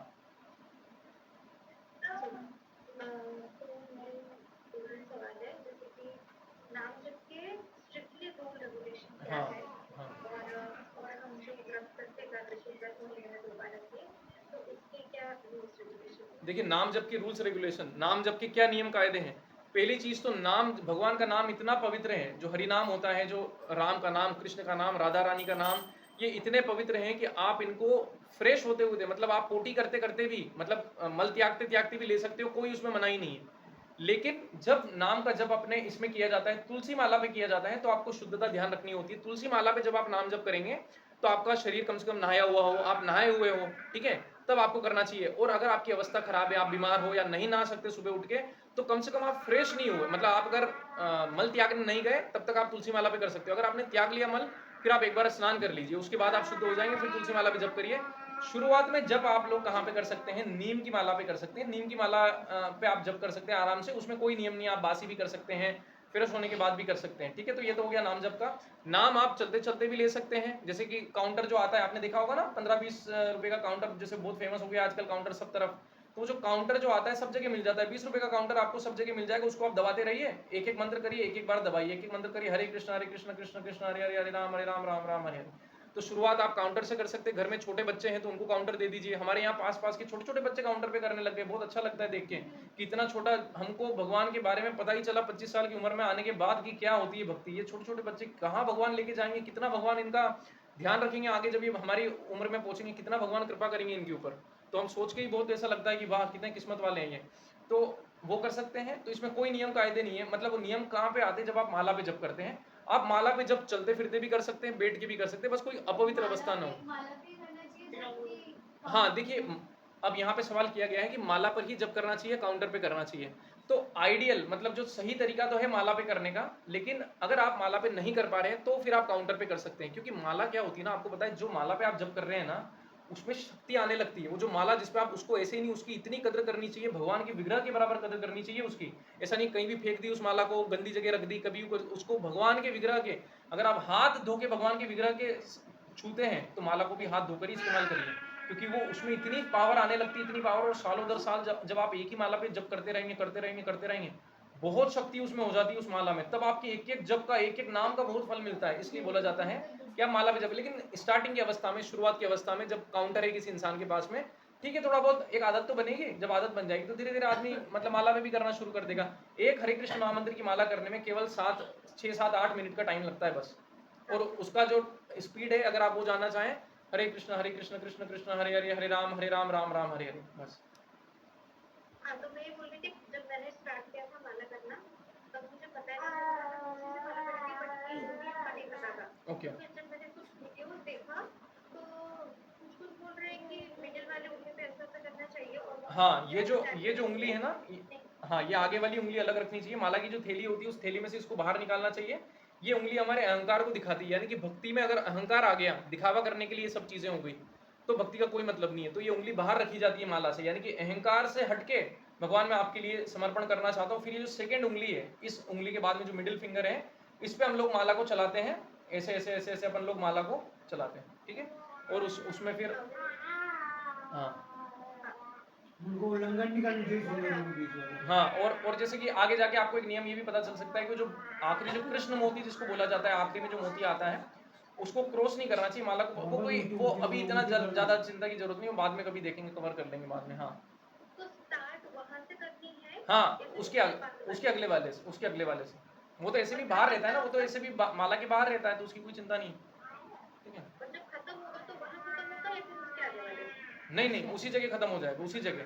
फिर उसके अगले वाले से फिर माला पलटा के लोग करते हैं, वो अपन अगली बार चर्चा कर लेंगे, कोई दिक्कत नहीं। हाँ, तो और एक सवाल था कि अभी रिसेंटली मैंने एक ब्राह्मण से मिली, घर में पूजा करने आए थे, और 25-26 साल के ही हो गए, और वो मतलब सारे श्लोक, भगवद गीता के सारे श्लोक उनके मुंह पे थे। लेकिन मैंने एक चीज नोटिस किया था, मुझे वो अहंकार फील हुआ। जब वो बता रहे थे तो ऐसा लग रहा था कि मतलब वो ऐसे दिखा रहे कि उनको सब कुछ पता है, तो वो तो शुरुआत नहीं है, क्योंकि उनके अंदर अहंकार है ना। देखिए, ऐसा कभी नहीं सोचना चाहिए। भगवान का शुद्ध भक्त बहुत ऊपर की उपाधि है, शुद्ध भक्त होना बहुत बड़ी बात होती है, ठीक है। लेकिन क्या होता है कि जो नीचे के भक्त होते हैं उनमें अहंकार भी हो सकता है, थोड़ी काम वासना भी हो सकती है, थोड़ी दूसरी इच्छाएं भी हो सकती है, क्रोध भी हो सकता है। लेकिन ऐसा नहीं कि हम उनको जज कर लें, हम अपराध करने लगेंगे, वैष्णव अपराध, अगर हमारी ऐसी मानसिकता रही। हमको कैसे देखना चाहिए इस चीज़ को। मान लो कि आप नहाना शुरू कर रहे हो, ठीक है, नहाने में आपको 15 मिनट लगते हैं। मुझे आप बताइए कि आप 15 मिनट में कौन से मिनट में आप शुद्ध होते हो पूरी तरीके से? कौन सा ऐसा मिनट है जब आप पूरे शुद्ध होते हो? आखिरी के 15वें मिनट में, जब अपन आखिरी में पानी डालते हैं शरीर पे, उससे पहले तो शरीर में और ज्यादा साबुन वाबुन लगा हुआ है, गंदगी दिख रही है सब तरफ। तो क्या उसका मतलब ये है कि आदमी दूषित है? अरे वो आदमी नहा रहा है ना, वो आदमी नहा रहा है, वो नाम जब कर रहा है तो साफ तो हो ही जाएगा आगे चल के। तो अभी हमको गलती नहीं देखनी है उसके अंदर। अगर उसके अंदर अभी अभिमान भी हो, क्रोध भी हो, काम वासना भी हो, वो आदमी आगे चल के शुद्ध हो जाएगा, क्योंकि वो नहा रहा है। अगर मान लो कोई नहाए नहीं और बासी पड़ा रहे, तो उससे तो बेटर ये आदमी है जो कि नहा तो रहा है, साबुन तो लगा रहा है, शरीर पे साबुन तो मल रहा है, और वही साबुन हमको दिख रहा है। और वो साबुन जो हमको दिख रहा है, वो जब पानी डालता रहेगा तो आखिरी में सब समाप्त हो जाएगा। तो ऐसा नहीं सोचना ये कि ये जो कमियां, तो सभी के अंदर कमियां हैं, धीरे धीरे सब शुद्ध हो जाएंगी। उन्होंने बोला कि भगवत प्राप्ति के बारे में, तो उन्होंने मुझसे पूछा आप चैंटिंग वगैरह कर रहे हो? मैं हाँ 16 माला में कर रही हूँ, इस टाइम में सब बोला। तो वो बोले कि आप ये सोचना आपका गलत है कि आपको भगवत प्राप्ति नहीं हुई है। और प्रहलाद महाराज जब तक गर्भ में थे, जब पेट में थे, उनको तभी से भगवत प्राप्ति हो गई थी। लेकिन हम ये सोचते, हम उस पर बिलीव नहीं करते अपने हो गया। जब हम हरे कृष्ण के हाँ बोलते तो उन्होंने कुछ डिसाइड किया वो, लेकिन वहीं पर हमारी भगवत प्राप्ति हो जाती है। लेकिन प्रॉब्लम ये है कि हम उस पर बिलीव नहीं करते कि हमें नहीं हुई है, नहीं हुई है। नहीं नहीं, ये कोई अच्छा सिद्धांत नहीं है। भगवत प्राप्ति होना अपने आप में एक अलग बात है, और ऐसा नहीं कि आपने नाम लिया और हाथों हाथ आपको भगवत प्राप्ति होगी, वैसा वैसा कुछ भी नहीं है। आप भगवान के संपर्क में आ चुके हो, भगवान आपके जीवा में जैसे नृत्य करते हैं, लेकिन कॉन्शियसनेस, हमको जो कचरा है पूरा हमारी आत्मा के ऊपर, जो कवरिंग चढ़ी हुई है माया की, जो इल्यूजन की, वो पूरी कवरिंग हटाने में अपन को थोड़ा टाइम लगता है। और वो है कि अगर आखिरी के समय में आप भगवान का ध्यान कर रहे हो तो ठीक है, तो आपकी कवरिंग वगैरह से कोई मतलब भी नहीं है। आखिरी में बस आपने याद कर लिया, लेकिन अब वो आखिरी में किसको पता है कब आएगा आखिरी क्षण हमारा ना, तो उससे तो पता है नहीं। तो इसलिए हमको हमेशा उसमें रहना है कि आखिर में जब मरे तो भगवान ही याद आ जाए, गलती से भी याद आ जाए तो हमारा जीवन सफल हो गया। ठीक है, तो यही कारण है मंत्र जप करने का। लास्ट क्वेश्चन, निर्वाचन मुनि के बारे में कुछ आपने बताया कि वो हम लोग में जाते हुए कितने पावरफुल, तो वो तो मुनि है पहले, तो उनको ये सब जो वरदान है, पावर है कि वो भगवान के अपने करीब कोई से भी लोग भी जा सकते हैं, वो किससे मिली थी? देखो वो पावर उनको उनकी योगिक सिद्धियों से मिली। वो योगी थे, वो मुनि थे, योगी थे, भक्ति करके नहीं। मतलब दुर्वासा मुनि को भक्ति करके ये सब चीजें प्राप्त नहीं हुई, योगिक सिद्धियों से प्राप्त हुई। मुझे बताइए कि वो वैकुंठ धाम तो चले गए, पर क्या वहां रुक पाए? वापस आ गए ना, वहां कुछ जगह थोड़ी मिली। अगर आप बोलो कि हम तो चांद पे जा रहे हैं, चांद पे जा रहे हैं, देखिए वहां रुक के दिखाओ, वापस आना पड़ेगा थोड़े टाइम बाद। वहां क्या कुछ है क्या खाने पीने का? अपने कुछ भी नहीं है, वापस आना पड़ेगा। तो उसका मतलब क्या हुआ? तो जो योगी होते हैं, जो मुनि होते हैं, तपस्या कर करके अपने आप को वो सब कुछ कर करके, पता नहीं क्या क्या मंत्रों को जागृत करके, ये तंत्र टोट के थोड़े बहुत जादूगरी दिखा सकते हैं, लेकिन उससे उनको परमानेंट कहीं भगवत धाम में वो नहीं मिलता है आवास, है ना। भगवत धाम में अगर हमको रुकना है, भगवत धाम हमको जाना है, तो सही प्रोसेस है उसकी जो भगवत गीता में भगवान बता रहे हैं। भक्ति में लग के अपनी इंद्रियों को भगवान की सेवा में लगा के फिर ही अपन भगवत धाम जाएंगे। Okay, alright. सो 3 बार हरे कृष्ण महामंत्र करके आज की हम कक्षा ये समाप्त करते हैं। हरे कृष्णा कृष्णा कृष्णा हरे हरे, हरे राम राम राम हरे हरे, हरे कृष्णा कृष्णा कृष्णा हरे हरे, हरे राम राम राम हरे हरे, हरे कृष्णा कृष्णा कृष्णा हरे हरे, हरे राम राम राम हरे हरे। वांछाकल्पतरुभ्यश्च कृपा सिन्धुभ्यश्च च पतितानां पावनेभ्यो वैष्णवेभ्यो नमो नमः। ग्रंथराज श्रीमद् भागवतम की जय, श्रीमद् भगवद गीता की जय, अनंत कोटि वैष्णव वृंद की जय, शीला प्रभुपाद की जय, श्री श्री गौर निताय की जय। जय बोलिए श्री कृष्णचंद्र भगवान की जय, जय बोलिए श्री श्री राधा श्याम जय, सभी पधारे हुए भक्तों की जय। और तो किसी भक्ति को कोई प्रश्न है क्या? तो मैं रुक सकता हूँ थोड़ी देर, अगर जस्ट इन केस बाकियों को जाना हो जा सकते हैं। किसी का कोई सवाल हो तो रुक सकते हैं। मानसिक जब को ज्यादा महत्व है, जोर से बोलना नहीं चाहिए। दादाजी बोल रहे कि मानसिक जप का महत्व है, जोर से नहीं बोलना चाहिए। ये जो मानसिक जप का महत्व तो है ज्यादा, लेकिन कलयुग में क्या है, कलयुग की हमारी अवस्था ऐसी हो गई है कि हमारा मन रुकता नहीं है। हमारा मन थोड़ा भी रुकता नहीं किसी चीज के ऊपर। अगर हम मन में करेंगे तो कब हमको नींद आ जाएगी हमको पता नहीं चलेगा। तो इसलिए हम हमारी 2 इंद्रियों को, मुंह से बोलने को और कान से सुनने को, इसलिए जोर से जप करा जाता है। जब आदमी की अवस्था बहुत उच्चतम स्तर पे चली जाए तो फिर वो मानसिक भी कर सकता है। लेकिन वो कोई भी अपने जो षट गोस्वामी हुए जिन्होंने वृंदावन की स्थापना करी, वापस से आके किसी ने भी मानसिक जप नहीं किया, सबने इसको गलत बताया। बोला कलयुग के लिए क्या क्या चाहिए आपको? कलयुग के लिए आप जोर जोर से जप करिए, बोल के जप करिए, ताकि आपकी कर्ण इंद्रियों से जब वो प्रवेश होगा जब अंदर, तब जाके वो कुछ जल्दी अपना कार्य करेगा, जल्दी आपको उसका फल दिखेगा। लेकिन जो गायत्री वगैरह का जप होता है, जो कि जब आपको गुरु दीक्षा मिलेगी तो उसके जप में कुछ नियम होते हैं जो आपको मानसिक करने होते हैं, तो वो उसकी बात नहीं कर रहे हैं हम। जो नाम जप की बात है वो हमेशा लाउड चैंटिंग करके ही करना चाहिए, जिसकी हमको आवाज आए। और किसी भक्त का कोई सवाल है तो आप पूछ सकते हैं। ऑलराइट, ठीक है, धन्यवाद, thank you so much. Hare Krishna.